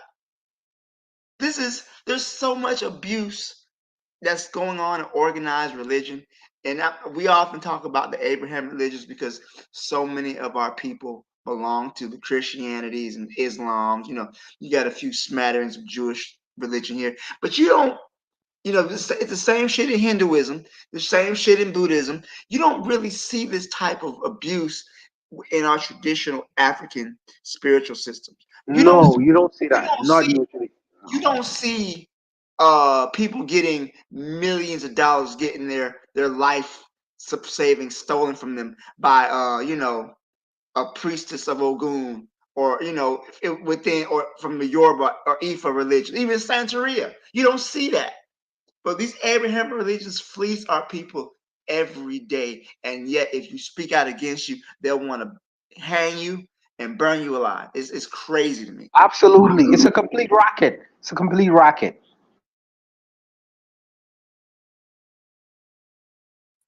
Yeah, so when Buana says that eventually it'll change, I don't see it. Unless something I'm optimistic, Coco, man. I'm optimistic, bro. Yeah, because me personally, I don't see it because, like Black Seal at the end there's started to allude to, you guys will accept priests molesting children, grifters who are pastors and all that kind of stuff, but then you'll turn around and say traditional African religions are evil. You don't want to practice that because those are evil. But you'll accept this shit. It's kind of wild, and like I've said before, and many of us have talked about before on the panel. Where's the work being done to provide the alternative to these people's religious games? Where's the work being done to Well, I guide want to people answer that. into? I want to answer that, Coco. I want to answer that Yeah. because that's an important question that you asked. There is a big falling away in terms of church, in terms of people going to church nowadays. There is a large swath within our community of Black folks who don't deal with that stuff anymore. But largely, I mean, really and truly, a lot, especially in with the men. And I think that when you talk about the work being done, there's a former pastor named Ray Higgins. I don't know if you ever heard about him before. He created an African village. He used to be a former pastor until he understood that a lot of the religions came from Africa, Kemetic business, Egypt business, and all these kinds of other things. So he developed a system, a program where he created an alternative to the so-called theologies that especially a lot of Black folks in the West was learning about, and it really was a very good um, work being done in the African village. Anyone under the sound of my voice, just look it up. Dr. Ray Higgins. I think that he really did good work in terms of trying to provide an alternative to this kinds of messaging that was sent out here in the so-called Black America or Western world. And also, too, to your point, Buana, church attendance is declining yearly amongst most demographics at least the United States, and in many countries, and like outside of in Western Europe, atheism is the fastest growing religion. But what I think is disturbing is that church attendance is declining for every demographic in the United States except for African Americans. And you'll see more churches in the Caribbean, in Africa, in Latin America, because these societies, these people, they tend to suffer the most. And Oni's not here, but I got to quote Karl Marx when he said that religion is the opiate of the masses. If people's material needs are not met, if people are suffering and they don't see a way out, they will turn to supernatural means to help relieve their pain. And that's what I think we're seeing when you see so many Black people who cling to religion, because not just the indoctrination is one thing, but I think it's really because our people are dealing with the brunt of living in a racist capitalist society, and they don't really see any other alternatives to change the situation. Many of them feel hopeless. Like, this is the way the world is. It's not gonna get better. We just got to deal with it. And the Lord exists. The Lord is on high. Shall not the judge of the earth do right? Type of stuff. And they regurgitate these Bible verses, and it makes them feel better, however temporarily. So that's why I think we have such a strong adherence to these Abrahamic beliefs, because a lot of our people don't really know of an alternative, and they're really struggling to survive. They're struggling to make ends meet, keep food on the table, keep a roof over their heads, provide for their children. Again, this woman she's a 90-something-year-old woman. Who knows what type of health ailment she has? And here, he's taking her money, and I'm sure he was promising her something, promising her some relief, some sort of special connection with the Almighty to help improve her situation. And this is, I think, is something that's, these people are, they're wicked, but I think as an overall group, as African people, we have to understand the reasons our people cling so tightly to these beliefs is, one, the indoctrination, and two, because there are people who are suffering in a cruel world. And that's why it's so difficult to get them out of it, because to take away Jesus is to take away their hope. Sadly, as we may look at it, like, no, your hope is in, we're our hope, our organization, our ability to change our situation and, use the resources of the richest continent on earth to improve our situation. But they can't see that. That's why you'll have African people demonizing African spiritual practices, while meanwhile believing in a God who commits genocide on a regular basis, who the God of Abraham didn't think anything of wiping out the whole world. And as you see, the so-called followers of Abraham now, the Jewish people, are currently engaged in a genocide right now. And you got Christian United States helping them do it. But yeah, we're going to sit here and talk about Ifa and Yoruba religions. What the fuck?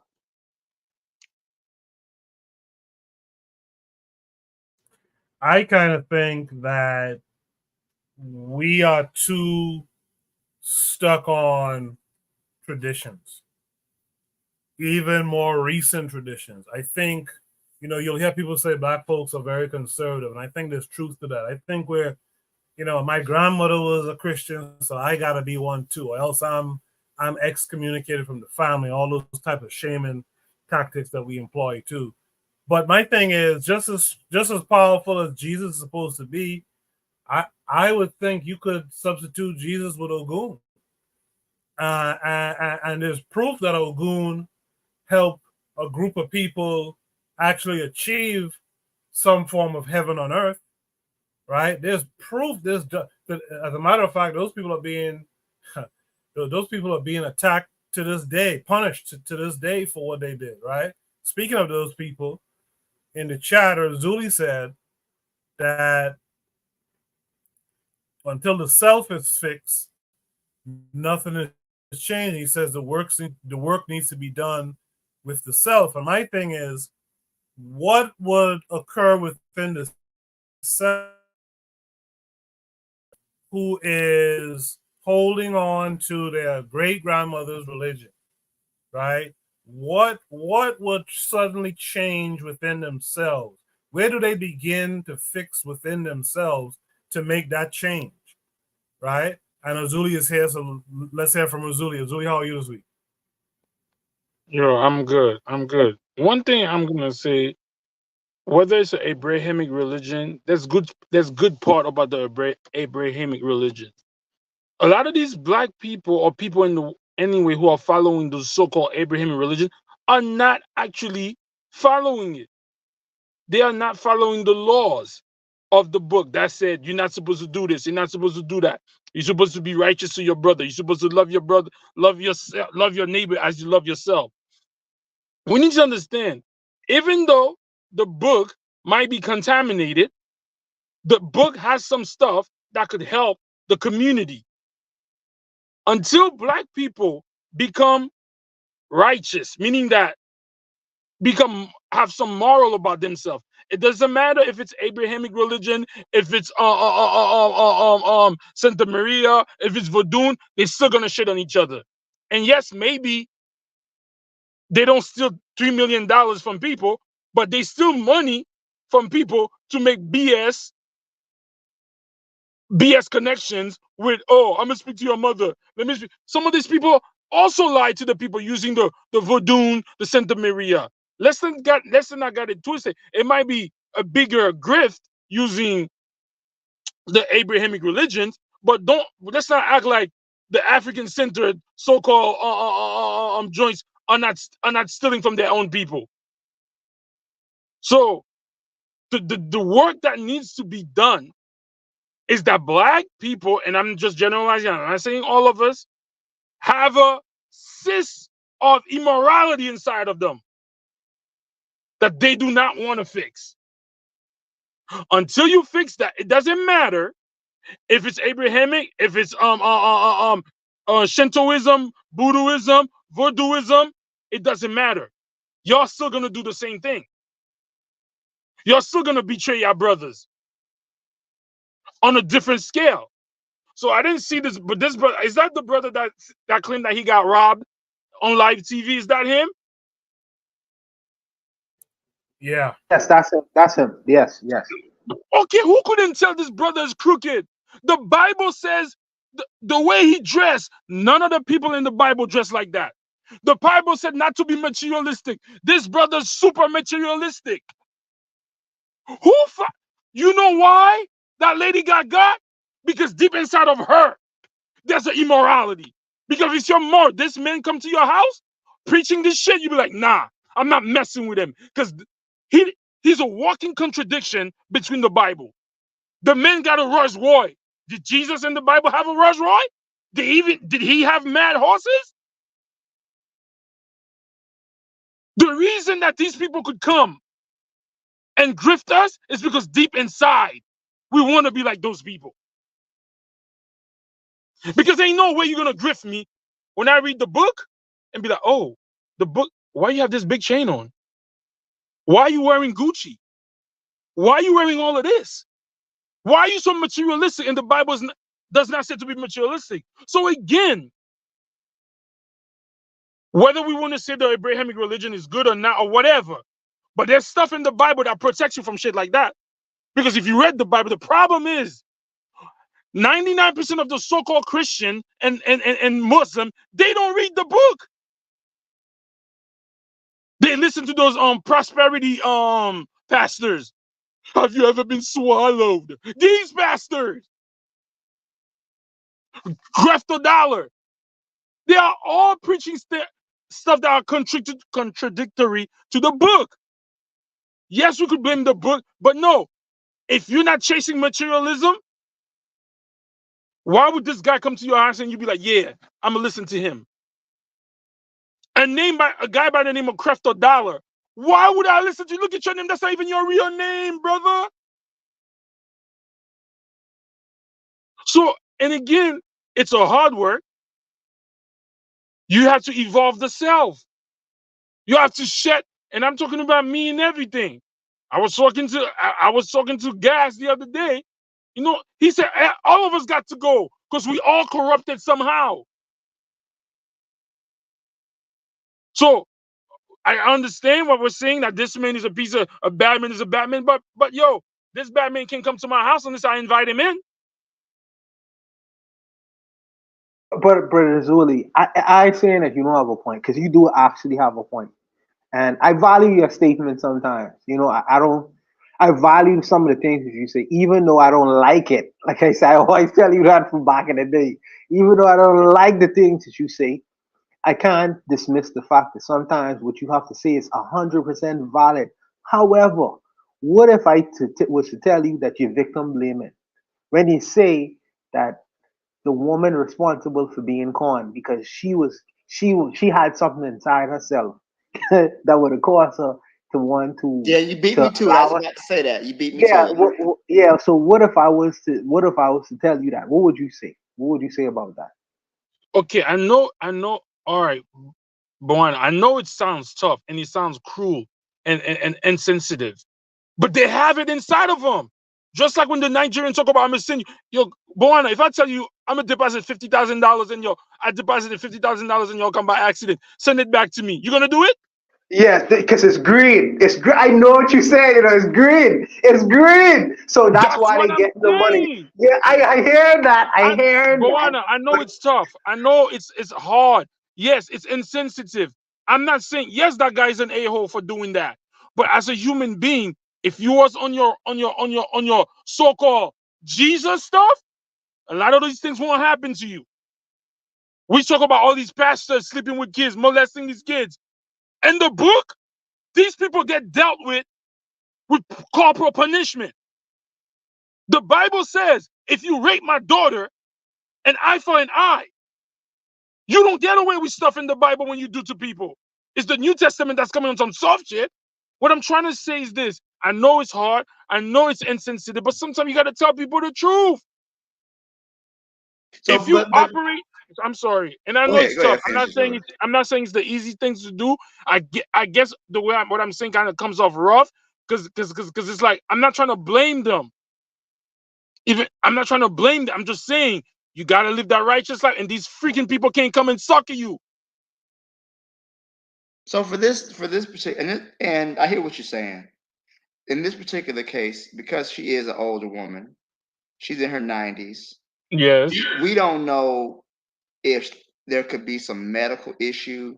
you're She right. could be give her dementia. But one thing I want to say too is what type of immorality is exclusive to Black people that other races of people don't have? Because I many times when I hear these, it's almost as though Black people are uniquely immoral, are uniquely, wrong. There's something uniquely wrong with us. What type of immorality do Black people, do African people possess that other groups of people don't? Okay, what I'm trying to say is this: if you were the first person, you the first man, right? You the first man on earth. That means whoever created this gave you the keys to this thing, right? I don't care. I'm not what I'm not trying. Let me make this clear. I'm not trying to say Black people are more immoral than another race. That's not what I'm saying. I'm telling them leave them with their immorality. You change. I'm not saying that. And then when you change, they can't come do shit to you. I can't come to you Black still and say I'm gonna give you 50,000 if you go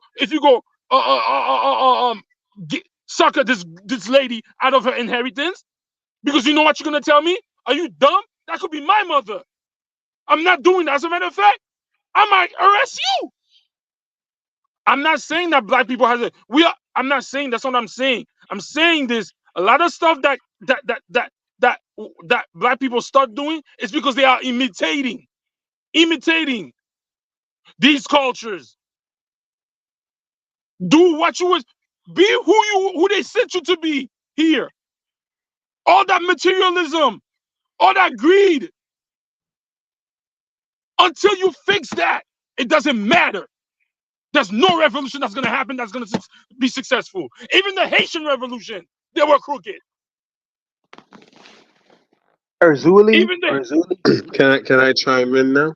oh, go Okay, ahead. let me go. Sorry, Let me go, sorry, Kofi. bro. Sorry. Let me go. I just want to make one statement. Erzuli is a purist. He's a purist, brother, and it's difficult. It's difficult when you're in a room with a purist because he see the world as white or black. Period. That's dangerous when you're dealing with people, because people usually teeter on the lines of gray.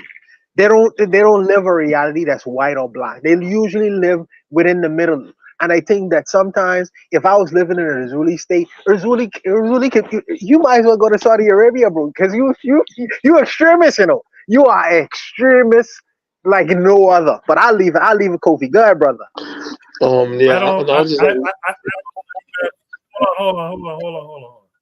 I don't think that's extremist though.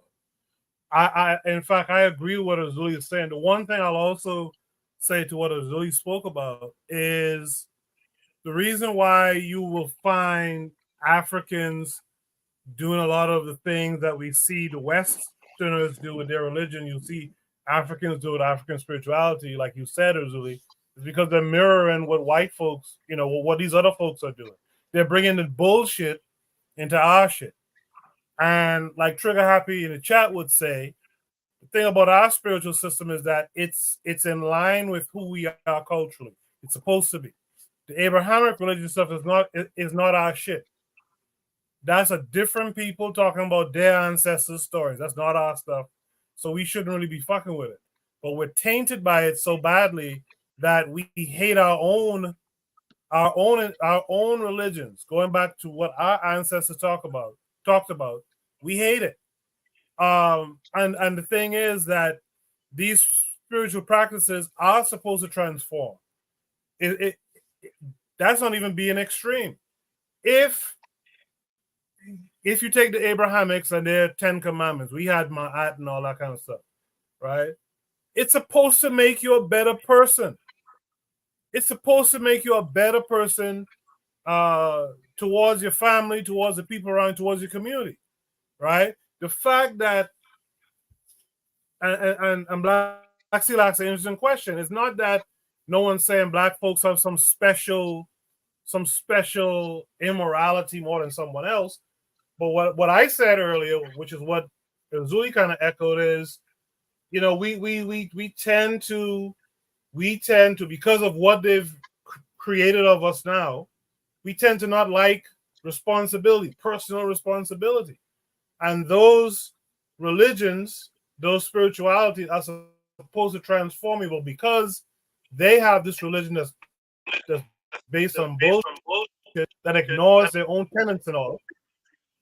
Someone's mic is open. Because they don't even practice their own tenets. We tend to like that stuff because now we don't have to practice it either. Anyway, I'm kind of rambling. Afro Native World says Koku. So you do say the same to Coptic Ethiopian Christians who've been Christians for centuries, but what were they before Christians? What were they before Christians? We got to get back to who we were. That's my point as far as the Abrahamics go. Let's welcome in the brother Kofi, the Black Critic this week. Kofi, how are you?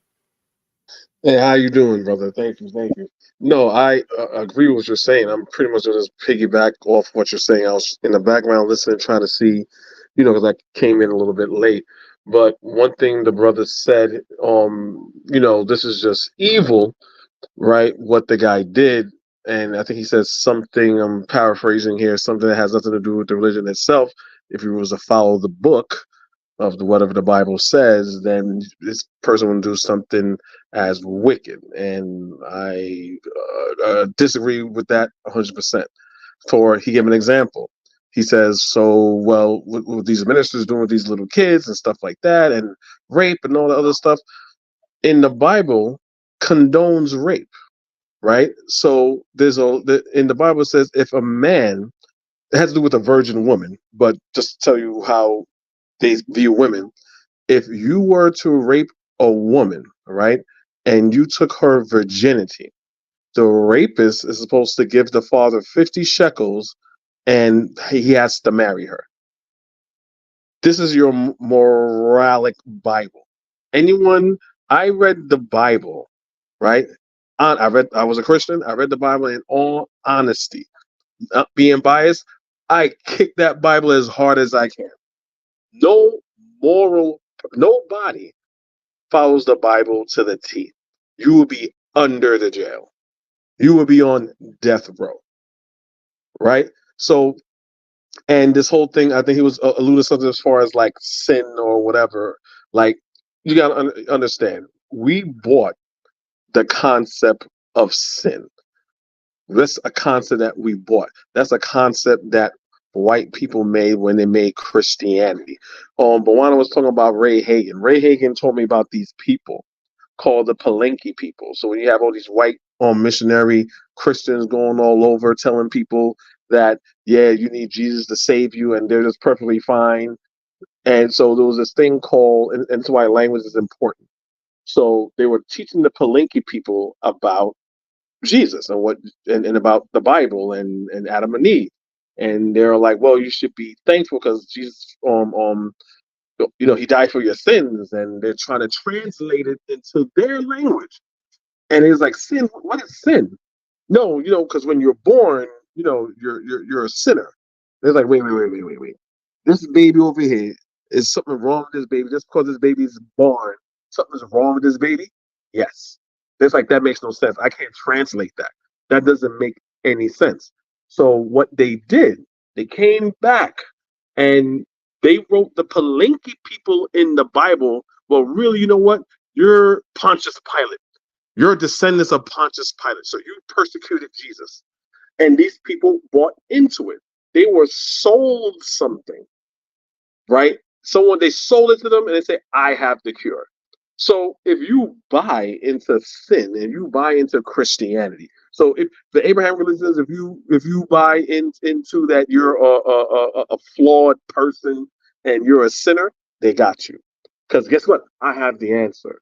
So I do believe when it comes to this situation right here, whatever vice that man would have used, I think it would have been a religion. I think it would be any kind of promise. I think he would have promised that lady to swindle that lady. But religion is always used, especially when you have people as old as that. You have to understand, I've seen this in my life, in my wife's family. She has great aunts that live to like 90 something, almost 100 years old. These are people you have to understand. The Catholic Church started this thing called penance, where you have to pay for your way into heaven, right? The more you give to the church, it's like the more you give to God. Remember, we bought into sin and we bought into, well, the church needs money for some reason, right? So you have people on the brink, on the edge of death, and they want to be good with God. And it's always women. Why? Why is it people? When I grew up, I was like, why is there always more women in the church than there's always men? And you have to understand the psychology of it. You read the Bible from Adam to Eve all the way into the New Testament. Well, I mean, you got Mary, all the women from Adam and from Eve to Delilah to Rebecca, to all these women are deceitful. Women are responsible for the fall of man. So if I'm a woman, I'm gonna be at church every Sunday. I'm going to do what I got to do to be right with God. You never see this when it comes to men. Men are not that devout when it comes to this, but it's always women. And I feel subliminally that women feel like, wow, I have to get more right with God than my male counterpart. And pretty much that's my 2 cents there. I'll just land my plane here. I appreciate that. Does anyone else want to add any last thoughts here? Oh, that statement when Kofi said right. that women, good conversation. No, yeah, that statement that Kofi made in terms of women have to get right with. I never considered that. Maybe they, in terms of the original sin of Eve and what she would have done, women feel like they need to make up for. That's man. That blew my mind just now because I never really considered that. I never really considered that. So this is the reason why church attendance is so high in terms of Black women. Maybe the psychology of it is, well, because Eve sinned, they feel like they need to make up for her original sin. That is very deep, man, Kofi. I never considered that. But I appreciate that analysis, brother. I really do.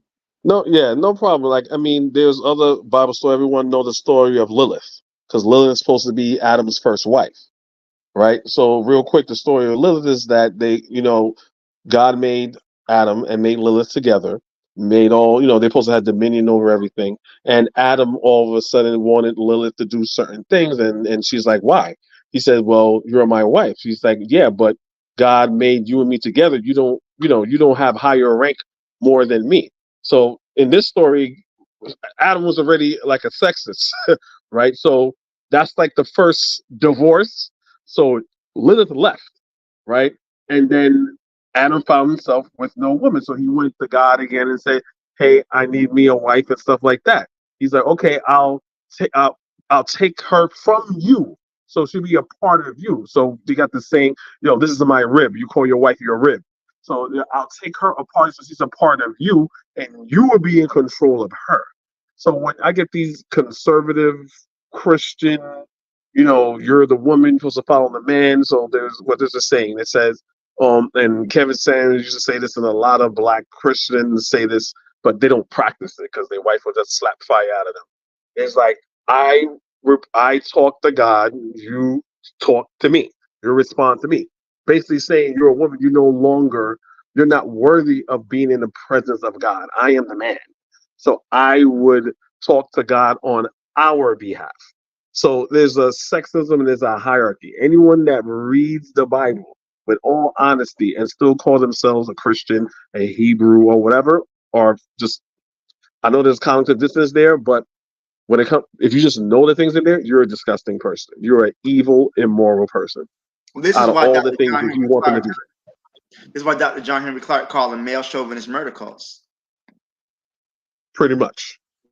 And Yeah, Dr. but Clark also says, if you look, he had a lot of speeches. He's like, I'm not telling you to throw away your religion, but if you can't use religion as a form of liberation, throw it away in the ash can of history. End quote. That's what Dr. Clark also said. But Dr. Clark was a proud Southern Baptist, and let me say this, I have to agree. He was not a proud. That was his upbringing. Not what he ended up being. Okay, no sweat. But I would say that there are some things in the Bible that is not immoral. When he talk about Jesus giving alms to the poor, when he talk about, there are some things inside the Bible that would be a draw for many of our people because they see a degree of humility. They see a degree of humbleness. It ain't just about genocide. I would say that yes, there is genocide in there. It seems like the God in the Old Testament is a very childlike figure who is very genocidal. However, there are some things that's in that book that people could look at and say, well, this is a degree of mercy and humanity and humaneness, and this is the reason why I'm drawn towards it. So I want to be fair, even though I'm not a Christian. I want to be fair to the people who profess Christianity, that there are some things within inside that so-called book, holy book, that there's, I would say that I would say they're good things. Even Black Steel would say they're good things. Even Black Steel would admit that there are good things that's inside there. It's not all genocide and warfare and whoredoms. You know what I mean? That's keeping the attention of many of our people. That's very true. But you know what? Once I think about people who are in abusive relationships, right? Even though that person may be nice to you sometimes, he may do, he or she may be nice to you. That doesn't make them not abusive. Islam, they give alms to the poor and everything else, but Muhammad was still out here messing with little girls too. So, and then you have to also also have to understand that's partially true, but people always, you got to read. I'm not a Bible guru, but I believe I understand it enough. So when you talk about Jesus, there are good things in the Bible, but people take it out of context, right? So when you have the 10 Commandments, right, you have to put the 10 Commandments to Jesus, right? It tells you how, 10 Commandments tell you how, remember, God is already a bigot because he made the world, different groups of people, but he said, these are my chosen people. So that's already a problem, right? The 10 Commandments is for how his people are to conduct themselves. Because after the Exodus and they got out of Egypt, aka Mizraim in the Bible, they went to slaughter other people and say kill everything and whatever's left, take it.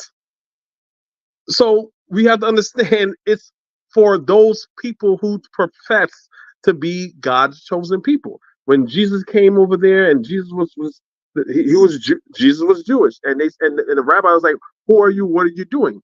What are you changing?" Jesus said, "I have not come to change the law, but to fulfill it." What law is Jesus talking about? He's talking about Jewish law.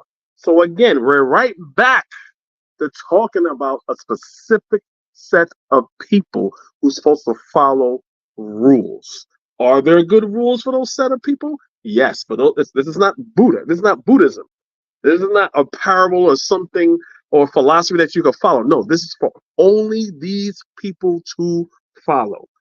So I think once we get that in a proper context, then we understand why everybody, when we understand that, once we understand that and sin, and you want to be God's chosen people, we understand why people will gravitate towards this, because no one wants to be left out in the cold or in hell if you believe that nonsense. So, yeah. Well, even though nonsense or not, the chosen people will be the first people on this planet. And according to some of y'all who believe in evolution, that started in Africa. So if that started in Africa, if you're the first chosen people, to me, that means you know all the secrets. Well, we used to. All the secrets, they gave you the blueprints, they gave you the books, and all of that. So if you read the 42 laws of Ma'at, the 42 laws of Ma'at are exactly a guideline that tell you how to live. And if you follow that, most of us will not be in the position that we are in as a group of people. The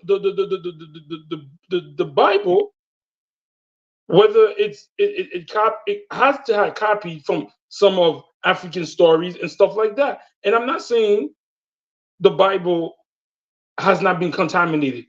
It might have been. But if we look at Nat Turner used that same book to get his revenge. So you could get stuff in the book to help you do what you want to do. So I believe that the Bible is kind of schizophrenic. Yes, there's some stuff that's so weird, and there's some stuff that you could that be like, oh, okay, I see it. But the problem is a lot of these grifters, are not exactly preaching exactly what's in the book. And okay, the book might be contaminated, might be stuff. So at the end of the day, I'm saying that people should work on themselves. Themselves mean if you don't want to follow the book, go read the 42 laws of Ma'at. And if you follow this to the T, see if somebody could come to you and corrupt you. Well, my question to that be why go according to the bastardization of Ma'at when you could just go to Ma'at? That's my question. If you could afford grade A service, why are you going to pay for grade D service? Right. But what I'm saying is a lot of these Christians, first of all, a lot of these Christians are not following the Bible. They just on some BS. But a lot of them don't know that those 10 commandments came from there. So all I'm saying is step by step. Whether if you're unrighteous in Christianity, you're gonna be unrighteous in Ma'at or in African spirituality or in Egyptian spirituality. It doesn't matter where you go. You're gonna be if you're corrupted morally. So you're not saying if you're corrupted morally, you're not gonna be corrupted as a Buddhist? Well, it depends. Look, it's the shades of gray. Everybody is not the same. I believe that most Christians are very good people. They just misguided. They've been indoctrinated, and that's all they know. So when I do understand, if you come to a Christian or a Muslim and you start saying, "Hey, look, your religion is basically a slave religion, and you never had that. You were forced into that." They're basically saying, "You saying my mother's a liar? You're saying my grandmother's a liar?" So you use things like Nat Turner. We're only using what they know. Of course, again, they use it as an instrument of to liberate themselves, but that's all that they know. We need to build upon that and be better, right? So if we know what we're supposed to be, why are we moving backwards? We also have to understand, right? During slavery, right? During slavery, remember they whooped our ass, worked us to death 7 days a week. One day they said, let's give these niggas Sunday. But we're not going to give them a free day. We have to control. We're controlling their bodies. We need to control their minds and their spirit. Remember, slavery is something was to break you mentally and physically and spiritually. So this was the spiritual breaking of it. But those Africans, depending where you are in the diaspora. So if you're in the Caribbean and you're in Brazil, you have a constant influx of Africans that's reminding you that we are not Christians. So what we did, we played pretend. In America, it's different. There was still remnants of African spirituality there, but the constant African present was getting cut. So you have like a African that's probably there, but you got you got like third generations there. They're Christian, right? But even the African Americans in the beginning knew that, hey, look, this is where they made all their plans, right? The Christianity was just a cover up. They still did their practice de Vodun. They still did the Yoruba practices. They still did all that. Christianity was a cover up, right? And we forget that. But after a while and generations pass, again, you gotta tell your kids to pretend you're kids, but our kids believed it. And now those kids now are what? Our grandparents, our great grandparents that didn't know. And I think that's what I don't see that being really taught a lot when we talk about Christianity and religion in its totality. Because if you go to Dominica, and these Cuba, right? All the Vodun saints, all the Orishas are saints, right? Because there was that fresh presence there. We can't throw away Obatala altogether, but we have to keep Peter. So they'll give the Orishas, they'll give the saints the Orishas attributes. You see that all in the Caribbean. You see that all in Brazil. You don't see that in America because of just how the history played out over there. So when we take a step back, we pretty much have to just be who we were. We don't have to pretend no more. We don't have to use that. We are older than that religion. We never needed that. So I don't know. I'm rambling. I'll just stop there. I was gonna give the last word to Zuli, but I'll take it. I'll just say that I think this topic kind of exposes the idea that we really do, and I think this might be what Zuli was alluding to. We really do need to decolonize our minds. We are holding on for dear life to these religions to the point we're saying that there's good things in these religious books. Of course, there's good things in the books because the books were written and compiled as a guide for those people who the book is for. But that's not our shit. And what I'm saying is, when we start to practice our shit is done in a way, right, where there's good things in it for us too. And it's more in line with who we are as African people. And I think that's the thing we need to concern ourselves with. Get away from white talking points, get away from non-black talking points, get away from non-black stories. Yeah, some stories might be cool. Yeah, you might be able to get some little moral something, but we have lots of stories in our own spiritual systems, in our own dialects, in our own stories in general. We have lots of stories that we could really fall upon. And if we did that, this dude, a black dude talking about Jesus, wouldn't be able to come in there to your 90-year-old grandmother or mother and take advantage. Right? From the moment he started talking about some foreign person, you'd have got him up of the paint. And I think that's what we need to I think that's what we need to really focus on. We got to get these people's things up out of our spaces and try to get back to who we were. Forget about what good is in the Bible. There's good inside Ifa. There's good inside Santeria or whatever the spiritual system is. So I'll just leave it there. Let's go to Shooter Breeze topic number 4 for time's sake. We're going to end at 11. So let's try to get this in. Thank you, Kofi, for coming through. Thanks to Zuli. If you guys don't mind, hang around with us a little bit longer while we finish up the last topics for the night. Shooter Breeze topic number 4 says, language proposals revisited. Languages can die. It has to be understood that the presence of your enemy's languages means the dilution or erasure of your own.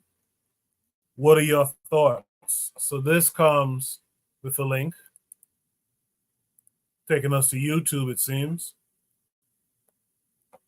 So we'll watch the video. It's 12 minutes. We'll watch the video and then we'll discuss it.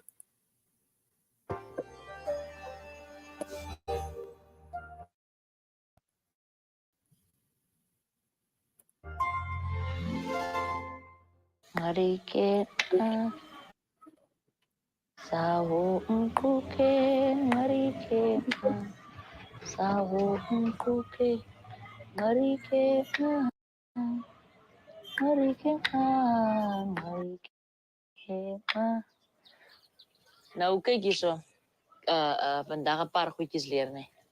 So as hier weer mense kom na ouma toe, dan kan jy lekker met die mense praat, nee, nee. Ang itong plat.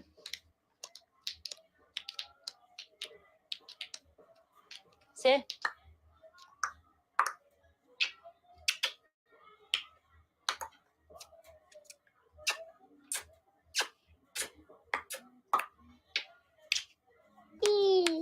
Die derde is... Je moet kijken waar ik weet. Je kan weet hoe leuk het klank wat je zegt.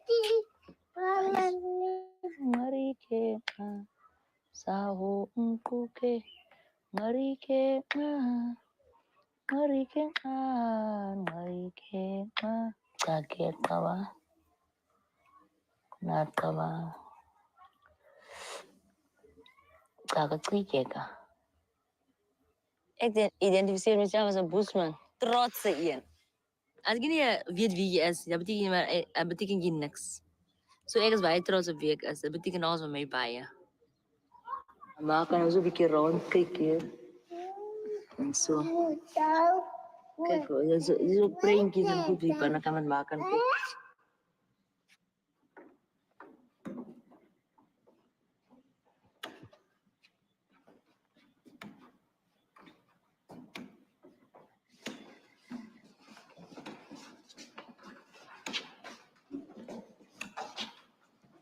Kyk hier die raadstekeninge.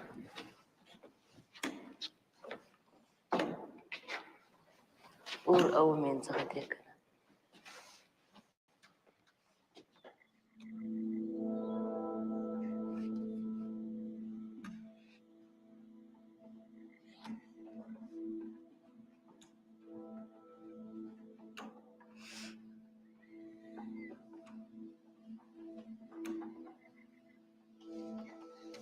Ja, is die grote waar die Bushmans ingebly.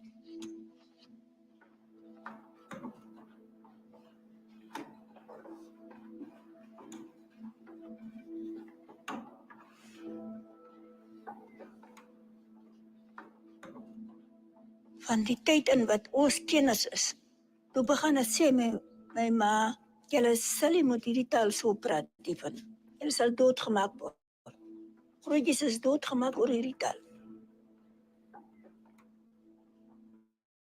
Kinjaka, sake, sake, klomte. Ingenai, kin sao. Sasi, klomte. Ako dia spis kung kin tria.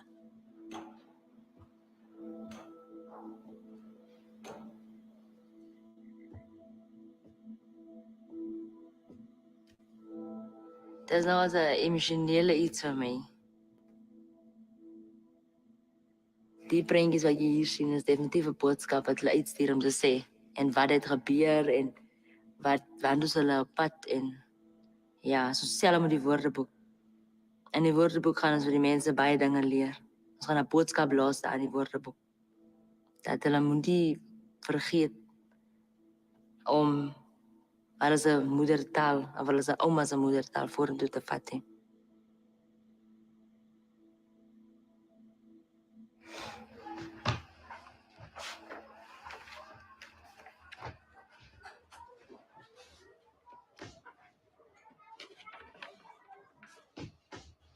So kuyagcaba ngaqamengu uqalike uqamengu uqaya naqaku uqamengu inqama uqhaki aka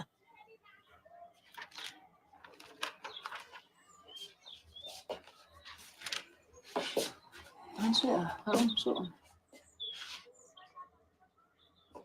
Sal ek nou daar raak weer in val? Nee, ek is nou 'n jong kind.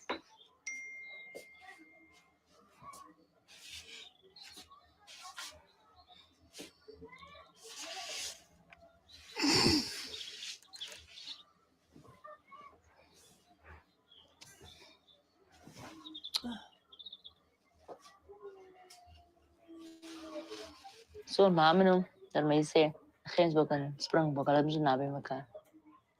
Luister, jy gee my nou mooi verstaan. Mooi luister en mooi verstaan.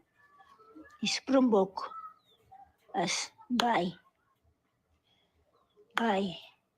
En die Gensbok, alles na aan mekaar. Die Gensbok is by. Is moeilik. En meeste van die woorde moet ons nou maak. Daai wat ons al reeds gedoen het, is die diere en die goeder, is nog alright. Maar die nuwe woorde wat hulle nou ingesit het, wat ons moet self maak. So ons nog meer daaraan moet werk. Dat is goed wat ek kan ek praat, maar ek kan nie die goeders wat die mense nou hier maak, praat nie. Want dit was nie in my tyd nie. Of sê jy nog 'n woord? Nee, ek soek daai dan. Die hoe sê nou? Kowa. So, Kowa, sy naam is? Kowasi.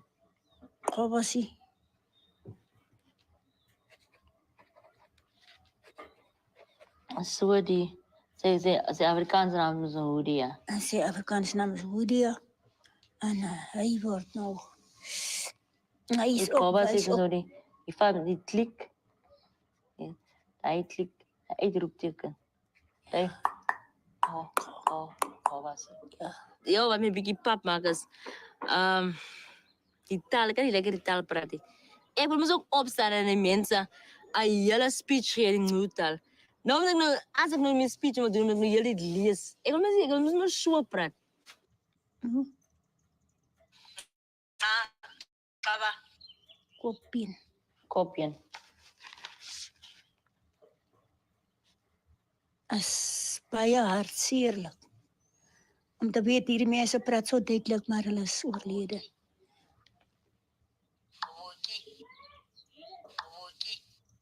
As jy lekker om so te luister. Kobootjie. Daar is baie druk op ons, want ouma is nog al enigste mense wat nog die taal kan praat. Ons het nog nie baie materiaal, resources en goede. Ons is nog nie gereed om die taal vorentoe te vat nie. As ouma nou moet sterwe nie. Ouma lewe nog, ons doen die werk, maar het voel vir my is nog nie genoeg nie. En die hulp wat ons kry, is ook maar baie min.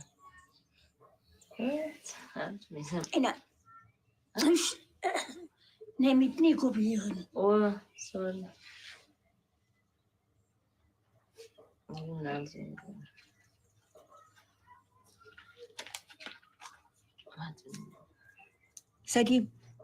Sê ek is ek het 'n plat nie sien pad nie. Sy weet ek sê ouma. ek en ouma, ons het die extra band. En die band het begin is toe by die taal, toe ek en ouma met die taal begin weer. En my man word ook jaloers op by band. Hy sê, "Ja, jy dink meer van ouma wat jy van my dink." Want ek het hom gesê, "Meneer, as jy by ouma kom, jy gaan tweede kom." Ons was maar hier by ouma groot geworden. Ons het gesien, ouma uit ouma se pad het om die lewe vir ons gemakkelijk te maak. As ek iets wil doen, sal ek eers sê, "Oor ouma vra." Alles te groot wat ek hier is. As ek miskien saam met ouma doe, ek hoor ouma doe ek ook te mijn hart inval. Want ek kan nie vir my lewe indink sonder ouma nie. Droog maak. Dis waarom. Ek het gewens dat met iets so gebeur. Laat jy kan dat doen.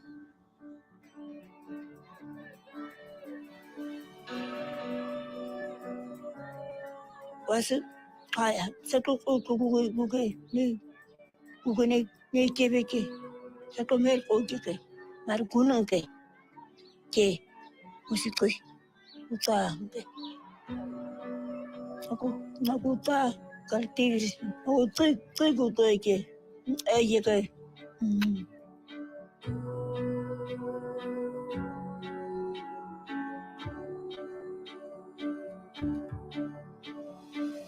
Ons begin met die klik, so jy kan tongen losraak. Ek is tongen.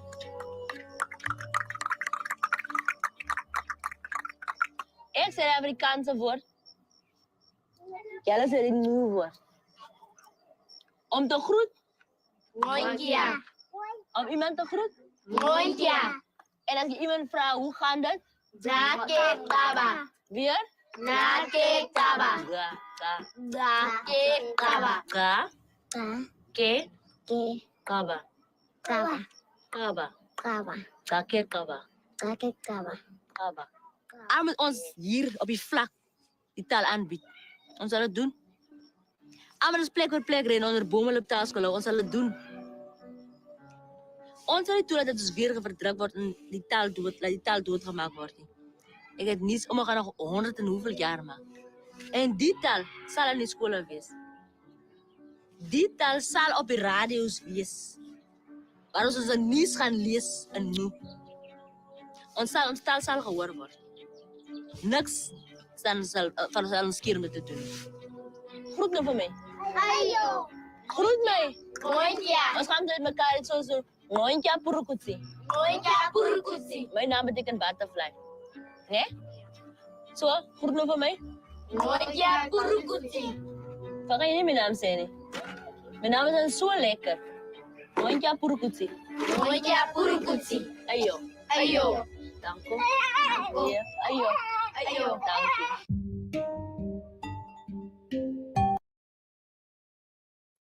Very good stuff. I had read an article talking about the grandmother who's the last surviving person speaking the language, and it's dying out because the people are speaking Afrikaans, are speaking Dutch. Now, I'm sure there's some good things in Afrikaans, right? I'm sure it's not all genocidal, like to quote Bwana and this, that, and the other, but look what you're losing while practicing that other stuff. And I'm sure that Afrikaans and all that shit is tied to religion and Sunday schools and all that kind of stuff. So these people now who've had this language for 25,000 years is down to one remaining person. And that remaining person's granddaughter who's trying to save it and trying to disseminate it to the youth out there. That's the trouble of telling and talking about another man's story, another man's language, another man's ways. You lose yourself, and we saw it. We saw evidence of that in that story right there. Kofi, the Black Critic, what say you to what you saw? It pretty much ties up to what we were talking about similar. This is just a bit more specific when it comes to language. I mean, when we understand what we lost, we got to understand what do we say? We lost our religion, our culture, our God, and it all ties in to our language. It's sad that we have to be on the endangered species list as far as like our culture, especially when it comes to that language. I mean, this I really don't know what else to say, but I just commend her granddaughter for just trying to save our culture, and hopefully that will wake up, the rest of her people on trying to preserve what little culture they have left when it comes to their language. But like I said, pretty much piggybacking off of the other one, once you don't accept someone's religion and don't accept what comes with that culture of that religion. And always say Africa was never really conquered with the sword. It never really was. We had brilliant generals, but when these other foreigners came, and we didn't know who they were, they, like what Dr. Henry Clark said, we out Pope the Pope, we out Muhammad. They came in as friends. Like, hey, we just curious. We just want to do trade. We just want to do business. We just want to do this. We just want to do that. And they infiltrate from within. They never came guns blazing, chopping heads up. That never happened. It was always a soft takeover. It was always a soft takeover. And we forget that we are who we're Christian, we're Muslims only because of the influence was now forced upon us.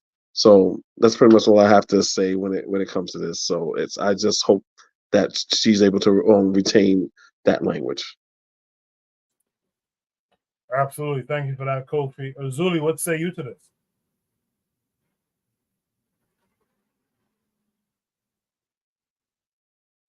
Did Zuli leave?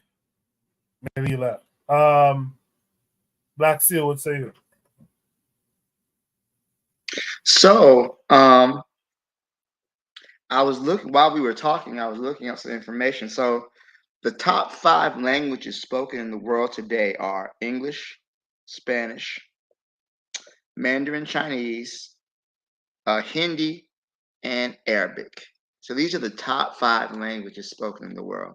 So at this time, there's literally hundreds of languages that are endangered, and even some languages that are extinct.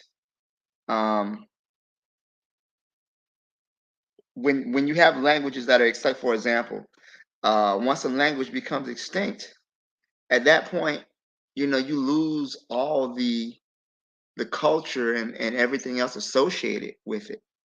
I think what this woman is doing is she's literally trying to save her culture, one word at a time, and she feels time is running out because she doesn't know how much longer her grandmother has on this earth. I think what she's doing is important. It's an epic thing she's doing. Hell, they should make a movie about it. I'd watch it. But I think it's the fate that many languages face in our world as technology spreads more and more. People are going to conduct the language of business. But I think in this story, I think there's something that's important is that she saw her grandmother's language. She saw her grandmother's culture as something that was valuable and something that was worth preserving and saving. And I think that's something that sometimes we miss as African people is that our um, our stuff is not valued. You know, I hear kids sometimes, that we have a Nigerian girl in my class, and they make fun of her. You know, and they say, hey, I say this. What did I say? And they crack jokes on her, but they don't realize the value. And they're just being kids, being immature, but they don't understand the value of the language and the value of the culture and why it needs to be preserved in the first place.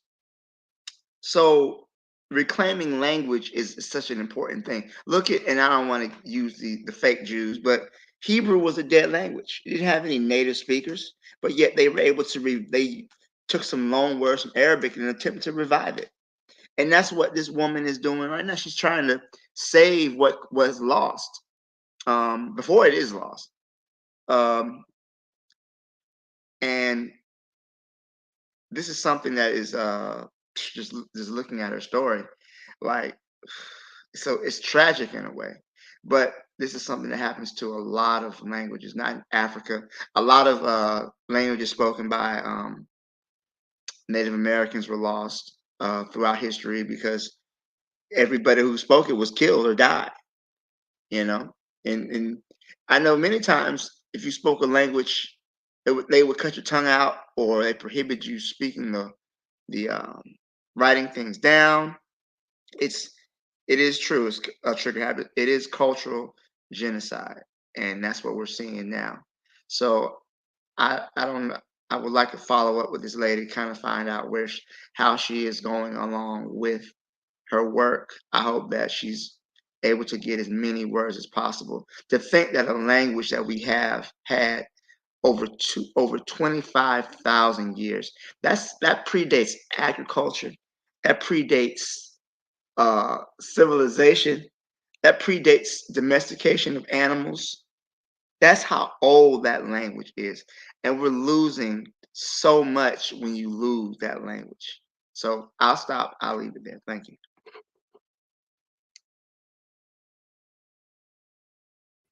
Appreciate that, Black. See, it looks like Azuli came back up. Azuli, did you see that video? What are your thoughts? Well, my thoughts is this. The reason that we're losing the language is because there's no moral code. Everybody is not learning the language because it's not attached to materialism. It's not attached to money. Because like you said, now speaking African, you could get a job, you could get a job. How is this a woman is the only person left, quote unquote? So this lady right here understand the value of her ancestors is not attached to monetary gains. But most of the people, the reason why they don't want to learn the language, one of the aspects is that it's not attached to money. You can't go in there and be interviewed in that language. You can't go in there and write an essay or go to a university using that language. And again, all this thing is happening is because there's no moral code. Because everything is attached to materialism. And whether it's by accident, whether it's the programming of our people, you have to deprogram yourself. You have to deprogram yourself from materialism. Because I was having a conversation with a brother, President Jean-Bertrand Aristide, the president of Haiti at the time, switched everything to Haitian.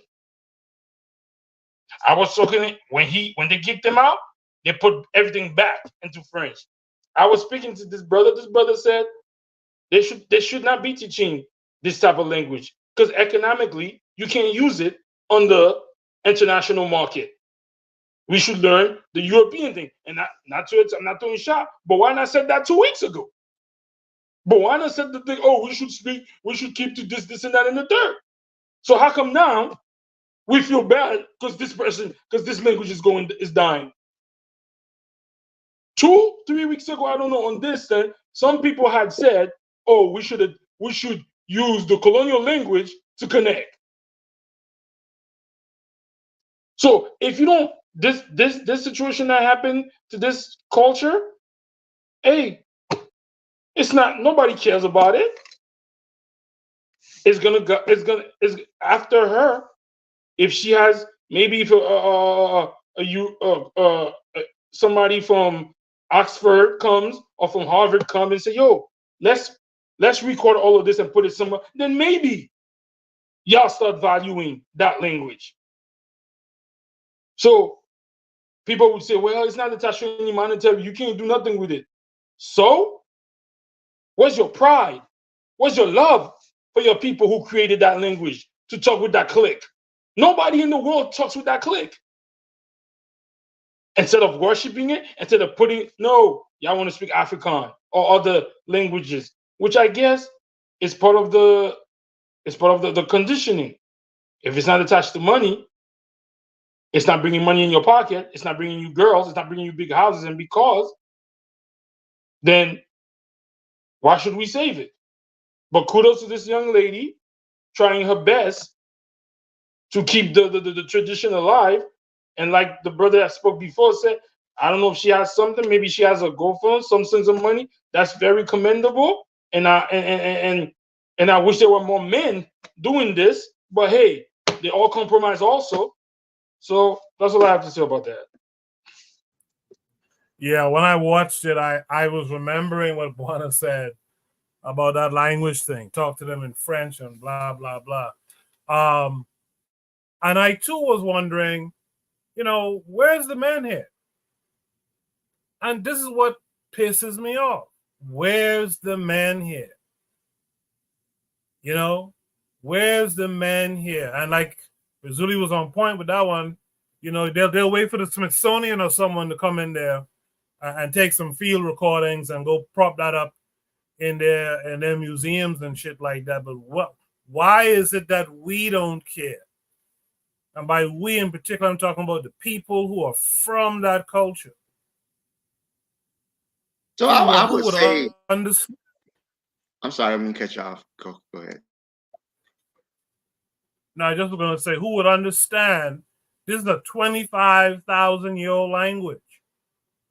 We can't just let it go away and be replaced by other people's shit. This is a thing. We like OPP. We like other people's shit. Like, you cannot let other people's shit take over. And Azuli was right on point. You can't be on this money thing all the time. Sometimes you got to do it for your history, your story, your pride. Just because you can't do banking in clicks or whatever, that doesn't mean you let that shit die. That further makes people look at you and for your own people to look at themselves as inferior. Go ahead, Blacksteel. No, I was going to say that what probably happened is that a lot of the men from that group probably had to leave to find work. So, especially South Africa during apartheid, they would divide the family. They would send the men away to work and, leave the women at home. So what would happen is that those men would go work in the mines, work in the fields, and they wouldn't be around other speakers of that language. So over time, what happens is that if you don't speak the language, you lose it. You don't retain it. So it says that right now there's about 7,000 languages spoken on Earth right now. So most of these languages are in danger of extinction. So there was a study that said that of 90% of current languages spoken right now will become extinct by the year 2050. So again, I think it's because I don't want to. It's people don't value it. People need to speak another language. You need to speak one of the big five, so to speak, the big five to communicate with the rest of the world, to do business. And there's not really an incentive. So you don't value speaking, what our sister's speaking. I don't know. Is it Nulu? I don't want to butcher it. You don't value speaking that. If only people who speak in your village speak it. When you got to conduct business, you got to lead a village, go to the bank. You got to speak Zulu or Afrikaans or Xhosa or whatever languages. South Africa has like 11 national languages, but you got to speak those languages in order to conduct business. And also too, it's really tragic, but I think that languages have been revived as well, right? So you have a language that people no longer speak, but they can revive it. So I don't think that this is I don't want to be a doomer, there's no hope, because there is hope that languages can be revived with time. And I think she's doing the work now so that way this language can continue.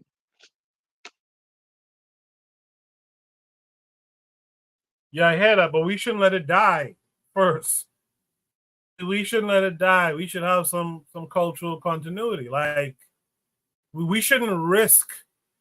Hopefully, someone in the future opens a time capsule and we revive this language. That's a shame. Now, your points are sound. I get it. When you leave the village, but we got to understand that's by design too. It's by design that if you want to do international banking, you got to do it in one of the colonizers' languages. But at the same time, one of the things I always respect, and I said this last week or 2 weeks ago when the topic aired, we got to be honest. Typically, continental Africans speak more than one language. So if you have to speak the French or the English, or whatever, that shouldn't occur while you wholesale lose your indigenous African language. Keep that too. Keep that too. They're not like us out here who just speak English or French or something like that. They tend to speak all sorts of smaller languages from the different people groups and geographical regions and whatnot. Keep this too. But you see, the real nitty gritty point is folks didn't value the shit. Not only that, they were forced in many instances, because the lady talked about having to fight, they were forced to give up that original tongue. But some people, like the old lady here, like the grandma here, resisted. Where's the resistance?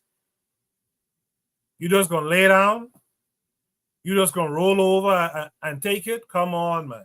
So here's what I was intrigued about this. So I looked something information up. It said this language prospered through the 19th century, but it says the language is mainly displaced by Afrikaans and Nama, especially after speakers started navigating to the towns in 1930 and found themselves surrounded by speaking people. In 1973, the language was declared extinct, and the remaining Komani people were evicted from the Kalahari Gemsbok National Park. So this is actually a government policy that helped in this, because they declared that. So the South African government declared their language extinct and evicted the people who spoke it from their home, and then scattered them across the nation. So it's not, I hear what you're saying, Koku, but I'm also saying there's also a role of government policy to deliberately destroy these people's language and culture too. No, I get it. That's a part of the colonial project. But you said 1973, right? Yeah, 1973, the language was declared extinct. That's 50 years ago. You mean to tell me y'all waited for this young lady here to talk to her grandmother? Like y'all didn't remember y'all had a whole language? Even I, from the Caribbean, knew about the Clicks language. I don't know the name of it. But even I knew about it. Like, you mean to tell me y'all forgot and just didn't care? Y'all didn't sneak and still practice your language? I mean, it's just like, what's your value system? But without further ado, I know Buana's probably chomping at the bit. Buana, what say you? You heard everything everyone else had to say. What Absolutely. Here's what I'm gonna do. It's one of my projects to turn. I've listened to Razuli statements, and it's one of my personal projects to turn Razuli into Jean-Jacques Dessalines 2024. But that's neither here nor there. I stand by my original statement of learning colonial languages. And I stand by that because you have to contextualize what I am saying. First of all, I would never, ever dismiss the fact that you should get rid of traditional languages, in particular on the continent. I would never dismiss that. But when I say in terms of learning colonial languages, I am speaking specifically in the context of the millions and millions of Africans who was brought to the Western Hemisphere. Somebody need to cut that mic because I hear an echo. We have lost those. Somebody cut that mic, please. We have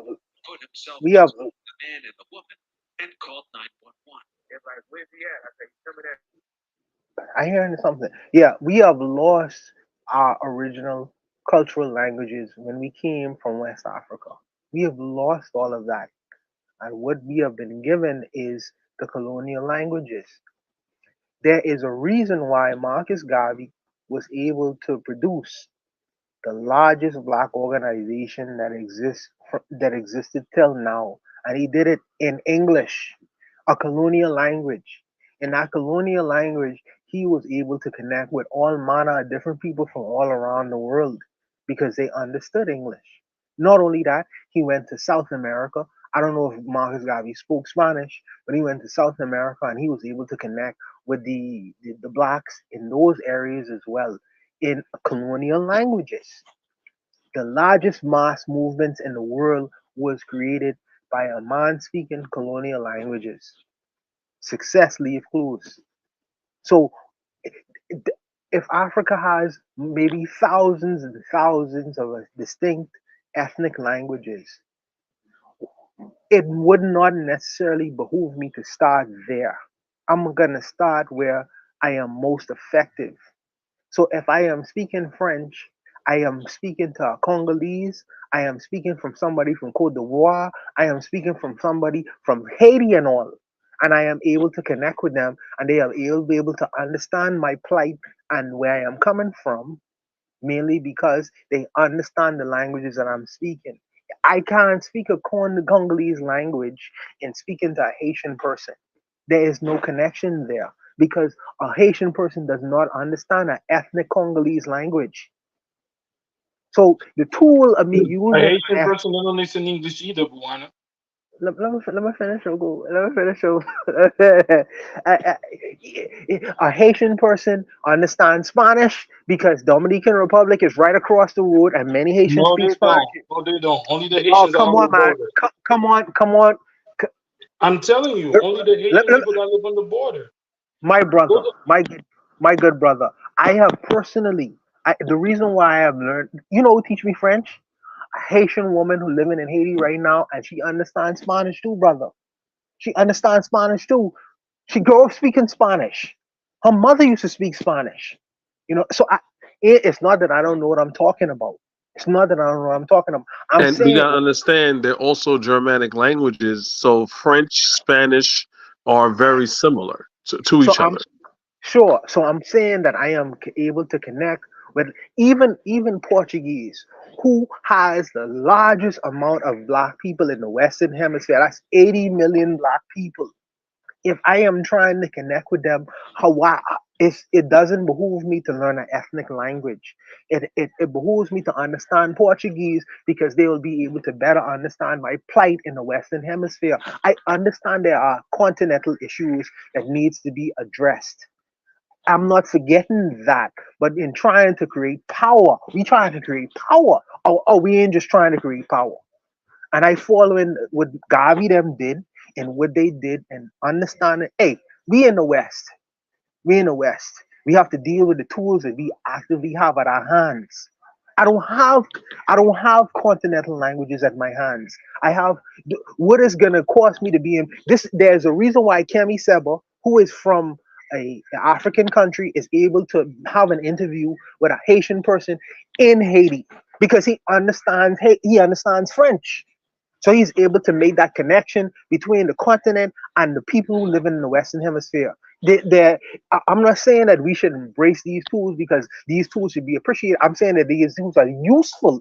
These tools are useful in trying to develop power and creating an understanding among the brothers and sisters who exist not only on the continent but in the Western Hemisphere as well. These tools are useful. I would not dismiss them.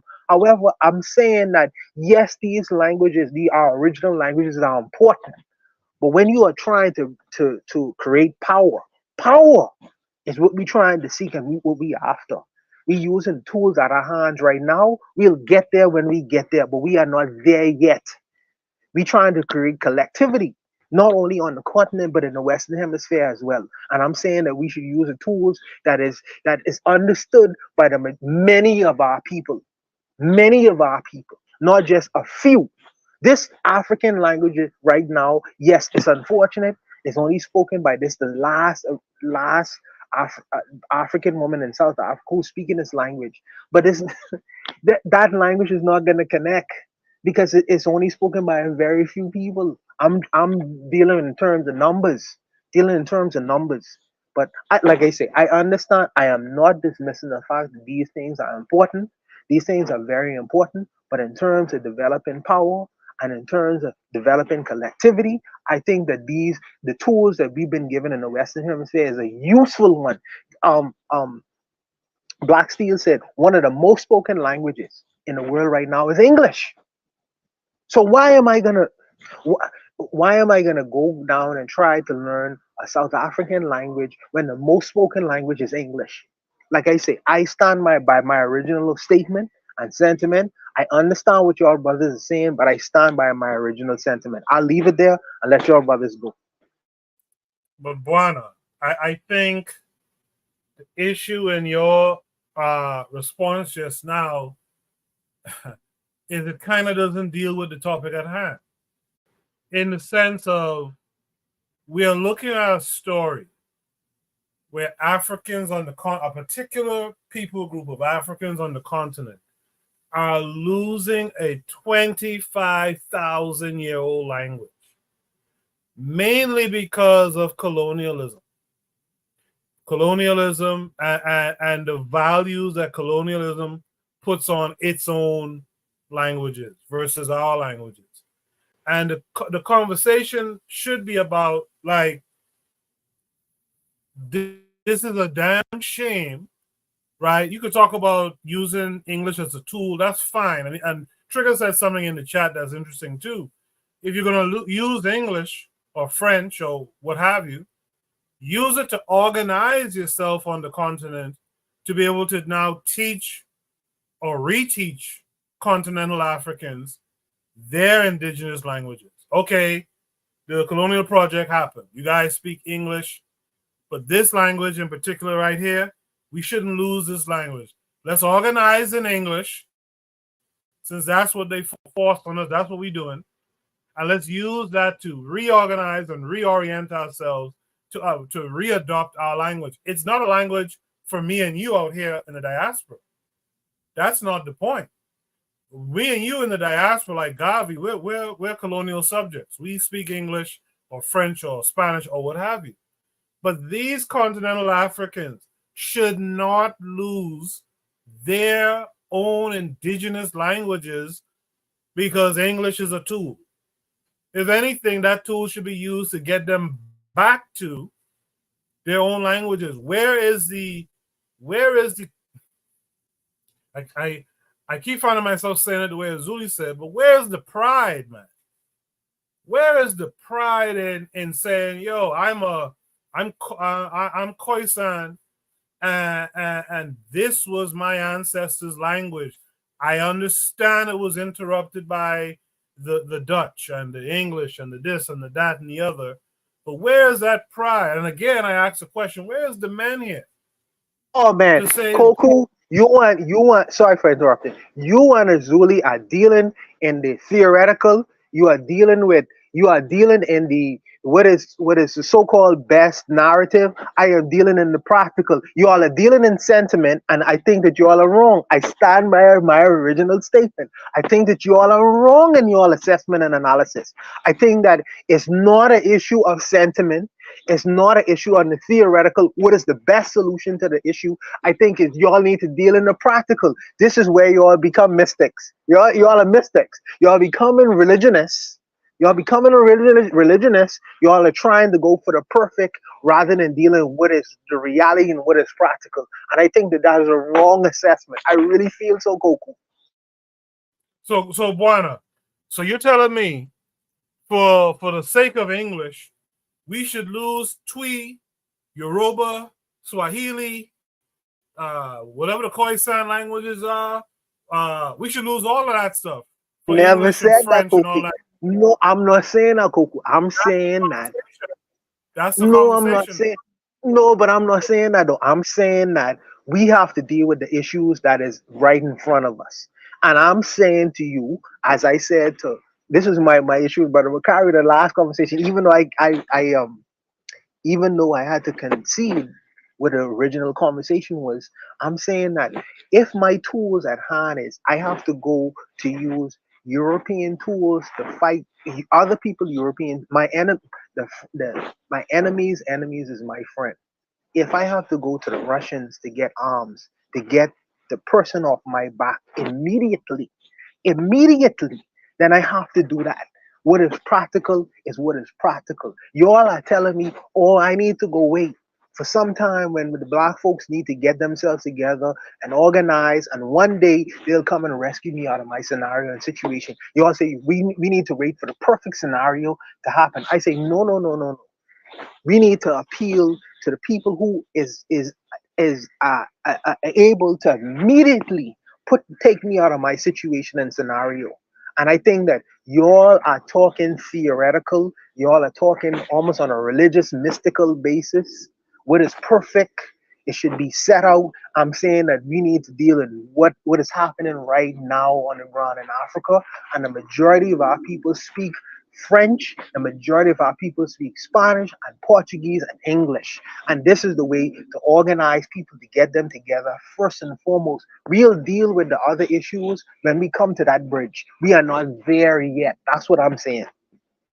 No, but Buana, this is a real issue, right? We just watched it. This is a real issue. This is the last woman who speaks that language. And when I was small, I remember seeing videos and stuff of people speaking with those clicks and what, like Azuli said, who else speaks like that? So this is a real issue right in front. This is not hypothetical. This woman drops down dead today, and that young woman doesn't have her notes and whatnot, or doesn't have a complete set of notes. That language is gone. What I'm saying is, we cannot, if we're trying to get back to into our African mind, we cannot sit back and let these things die. We have the English, the Spanish, the Portuguese, the this, that, and the other. Okay, we have it already. We have it. We know how we got it. Fine. We'll use that as necessary. When we go in the bank, we'll speak English or we'll speak French. But what's going on locally with those people? That's like losing Bahamian dialect to a British accent. Why? Why would we do that? Why would we sit down and allow ourselves to lose that thing that makes us unique, that makes us something? You know, it's weird. Hold on a second. Hold on, Azul. Hold that thought. Let's welcome in our boy, Anthony McPhail. Haven't seen him here in a while. Anthony, how you doing? Hey, how you doing, man? Hey, no, I'm cool, y'all. Hey, how you doing, man? How you doing, Coco? How's everybody doing, man? Peace to everybody. Yes, sir. Yeah, I'm outside, man. I'm with some friends, man. I'm celebrating. You know, one of my homeboys' son to go out to the military. You know that. But yeah, he going Monday, so we just out kicking and celebrating. But yeah, what's going on, man? All right, we miss you, Anthony. We miss you, bro. We miss you. I miss y'all too, man. I miss y'all too. I mean, I kind of, man, this weather crazy, man. It's been like, it's hot, it's cold, it's warm, and I've been getting the flu. I done had the COVID. It's just tripping, man. COVID's fake, Anthony. COVID's fake. Yeah. But yeah, man. I mean, I just caught the last part of it, man. I ain't get everything, but I know y'all was talking about the sister speaking the language, man. And could you kind of just bring me up to speed with it real quick? Basically, we watched a documentary here where the last speaker of the KWAZ language, the language that involves the clicks. If someone in the chat could just write down the name of the language, because I keep referring to it vaguely. Basically, the last woman who speaks it, her granddaughter is trying to record the language and create like a dictionary. And we're having the conversation of, you know, I know they call it a click language, though. What? I think they call it. I know they refer to it as a click language, the click language. Right. So we're debating. You know, we have English and Spanish and Portuguese and all these colonial languages. Should we just allow this language to die, this African language to die, just because business and other matters on an international stage is done in one of these colonial languages? That's basically the conversation we're having. Absolutely not. Talk about it. Absolutely. I know we shouldn't. we shouldn't allow it to die. It's just like, I mean, it's just like here, you know, in America and even in the Caribbean, we shouldn't allow languages like you know, like our Creole languages to die. You know, like in Jamaica where they have the language, they had the Cromansi language, you know, and in Suriname, South America. You know, they had these languages that was formed during enslavement. You know what I'm saying? It was like the Cromansi language was a mixture of, you know, African words, African Bantu words, and, you know, and some English, Spanish, and French. You know, it was a language that our ancestors spoke to communicate with each other. I think, hey, me and if you remember the show, Mr. Buana, you remember that show that me and you and Kobe did? Yo, yeah. That show we did? Yes. Hey, Yes, that show that we did, what I was telling you about in Louisiana, where I'm from, in South Louisiana, you know, back during our enslavement, the Africans had a language that was called a language that they spoke among themselves. You know, like Louisiana was colonized by the French, and so everybody, you know, French was the main language. But the Africans had a language that was a mixture. It had some elements of French and English and Portuguese, all of that, but it also had these African elements in this language in Louisiana that is still spoken by some people in Louisiana now. No, it's not as many as much as it used to be spoken, but see, it was a language that the Africans used to speak to each other. You know, it was what they hid from the slave masters. And this language was called Kuraviti. We call it gumbo French, but it was a language that only they understood. The slave master didn't understand it. So I'm saying, you know, absolutely, man, the Khoisan people, these people know that that language shouldn't disappear. No, it shouldn't disappear. As a matter of fact, it should be taught in schools. That's what I'm saying. It should be preserved. No, that's why I feel it should be preserved. All of the Creole dialects in the Bahamas and in Jamaica and Barbados, all over the Caribbean and the Central and South America, all of those should be preserved. No, that's the way I feel about it, Brother Coco. Appreciate that, Anthony. Does anyone else have any final thoughts on the prompt here? I have something to say real quick. I just found out in the recent past, maybe 7 years, that a lot of people, the older generation of Trinidadian, used to speak Creole just like us. But you know what happened to it? The language died. So there goes a language that could have connected us, but due to colonial and shame, they stopped speaking Creole, I put that on quotation, to their children. The older generation stopped. And then you could see it, even I'm gonna use my Haitian, my culture. When I came, a lot of Haitian people, the educated one, they refuse to let their kids speak Creole. They say speak French. And another thing, Bowana, that you don't know, the majority of Haitian people don't know how to speak French or Spanish. If you go to school, you get taught in French. But the majority of Haitian people in Haiti speak Haitian. So it's not far-fetched to lose a language. Creole used to be spoken in Trinidad and probably in other spots in the Caribbean. But due to the colonialism and shame and not attaching that language to monetary gains, people stopped speaking it. Yeah. Showed it. So, hey, Koku. Hey, Koku. Yeah. I just want to say one thing before I knock off. And this is like to Brother Azuli. Now, you know, in Louisiana, where I'm from, like I said, we was colonized by the French.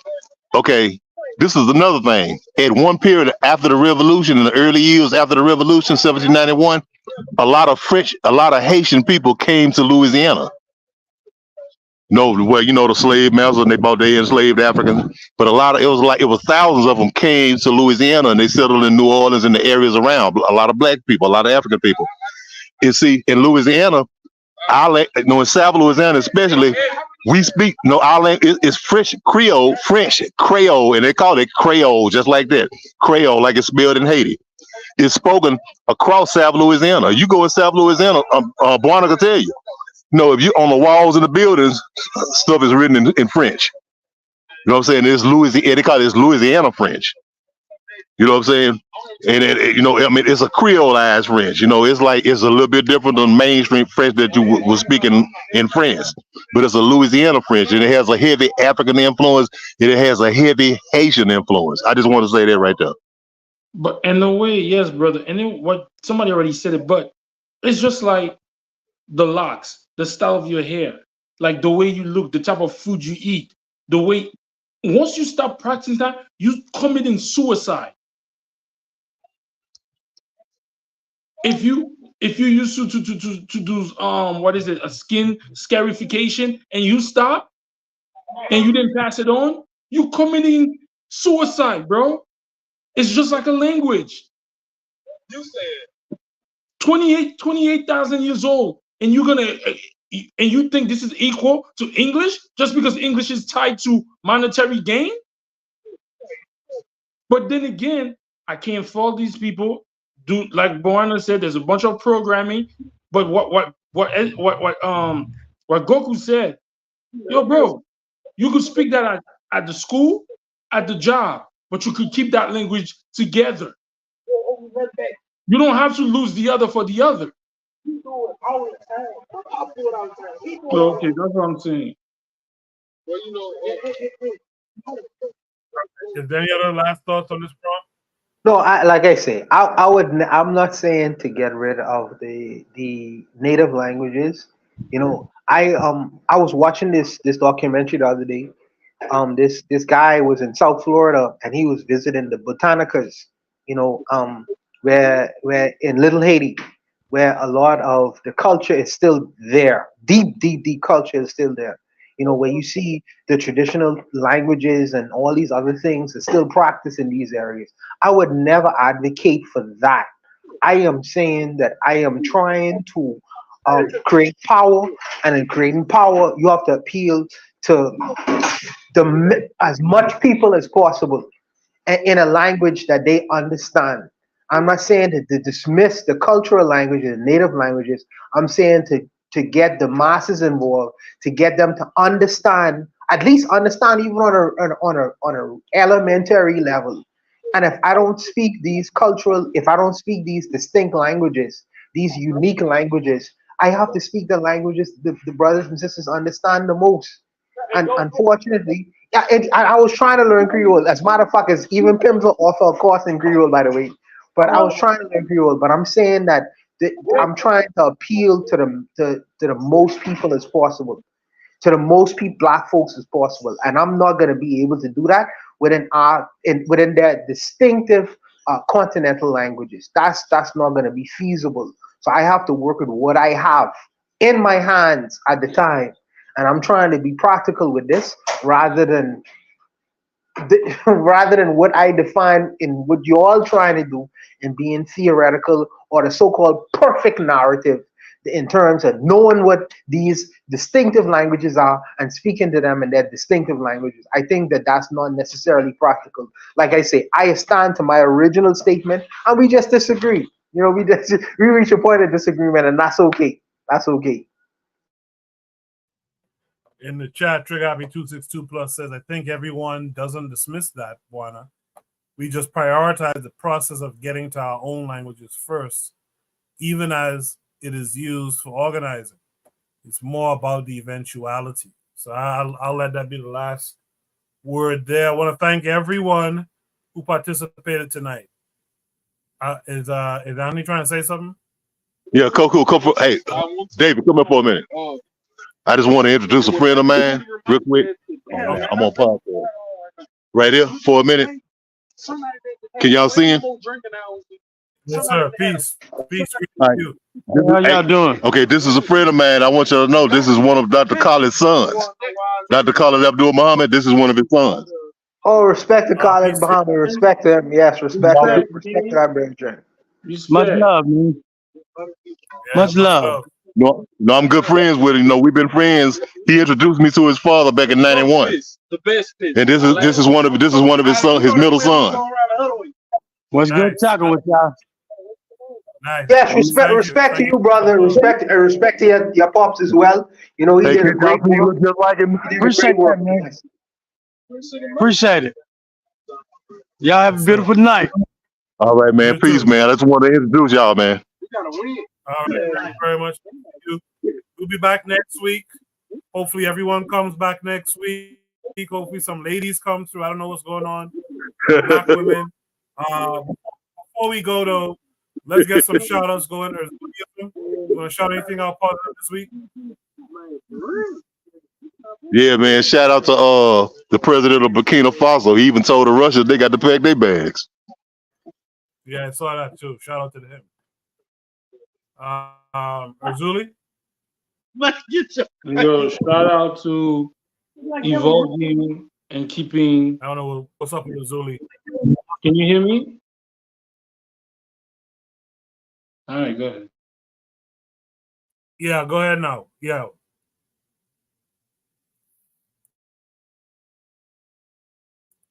Seems like he dropped Black Steel.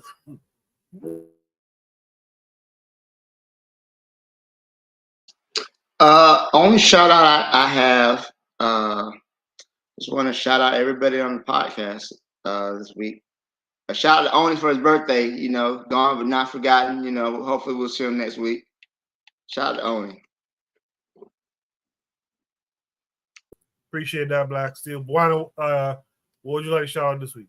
Oh, shout out to big up to my brother Oni for celebrating his Earth Day. You know, I hope you're having a wonderful time wherever you are in this world. You know, shout out to my brothers in Haiti. Y'all brothers, keep your head up. Keep your head up. Keep banging. Keep doing what y'all need to do to get that liberation and freedom.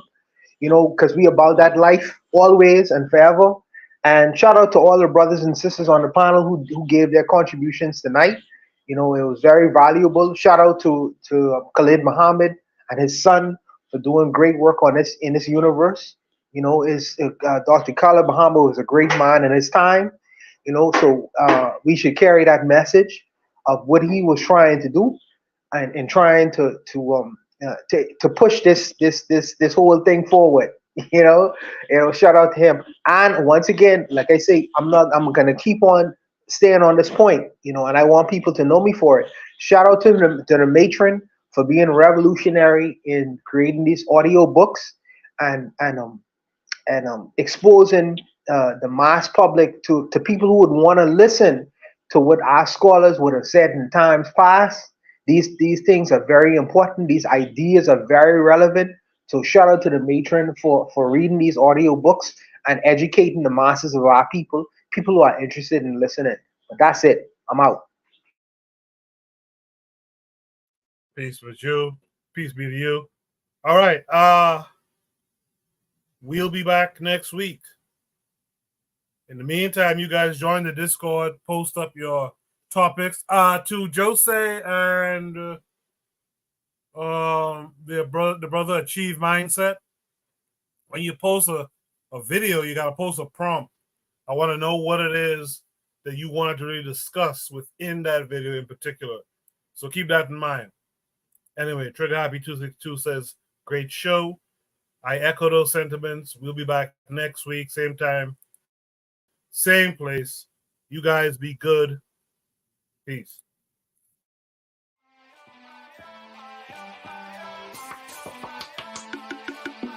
Thanks for listening to the Bitter Medicine Podcast with your host, Koku. If you like what you just heard, we hope you pass along our web address, bittermedicineblogs.com, to your friends and colleagues, and share our show to all your social media. Be sure to check out our archive section on our website for previous podcasts. This has been a KWAZ radio production. Join us next time for another session of the Bitter Medicine Podcast. Follow us on Facebook at Bitter Medicine Show, Twitter, Bitter Meds, Tumblr, Bitter Meds, Instagram, Bitter Medicine.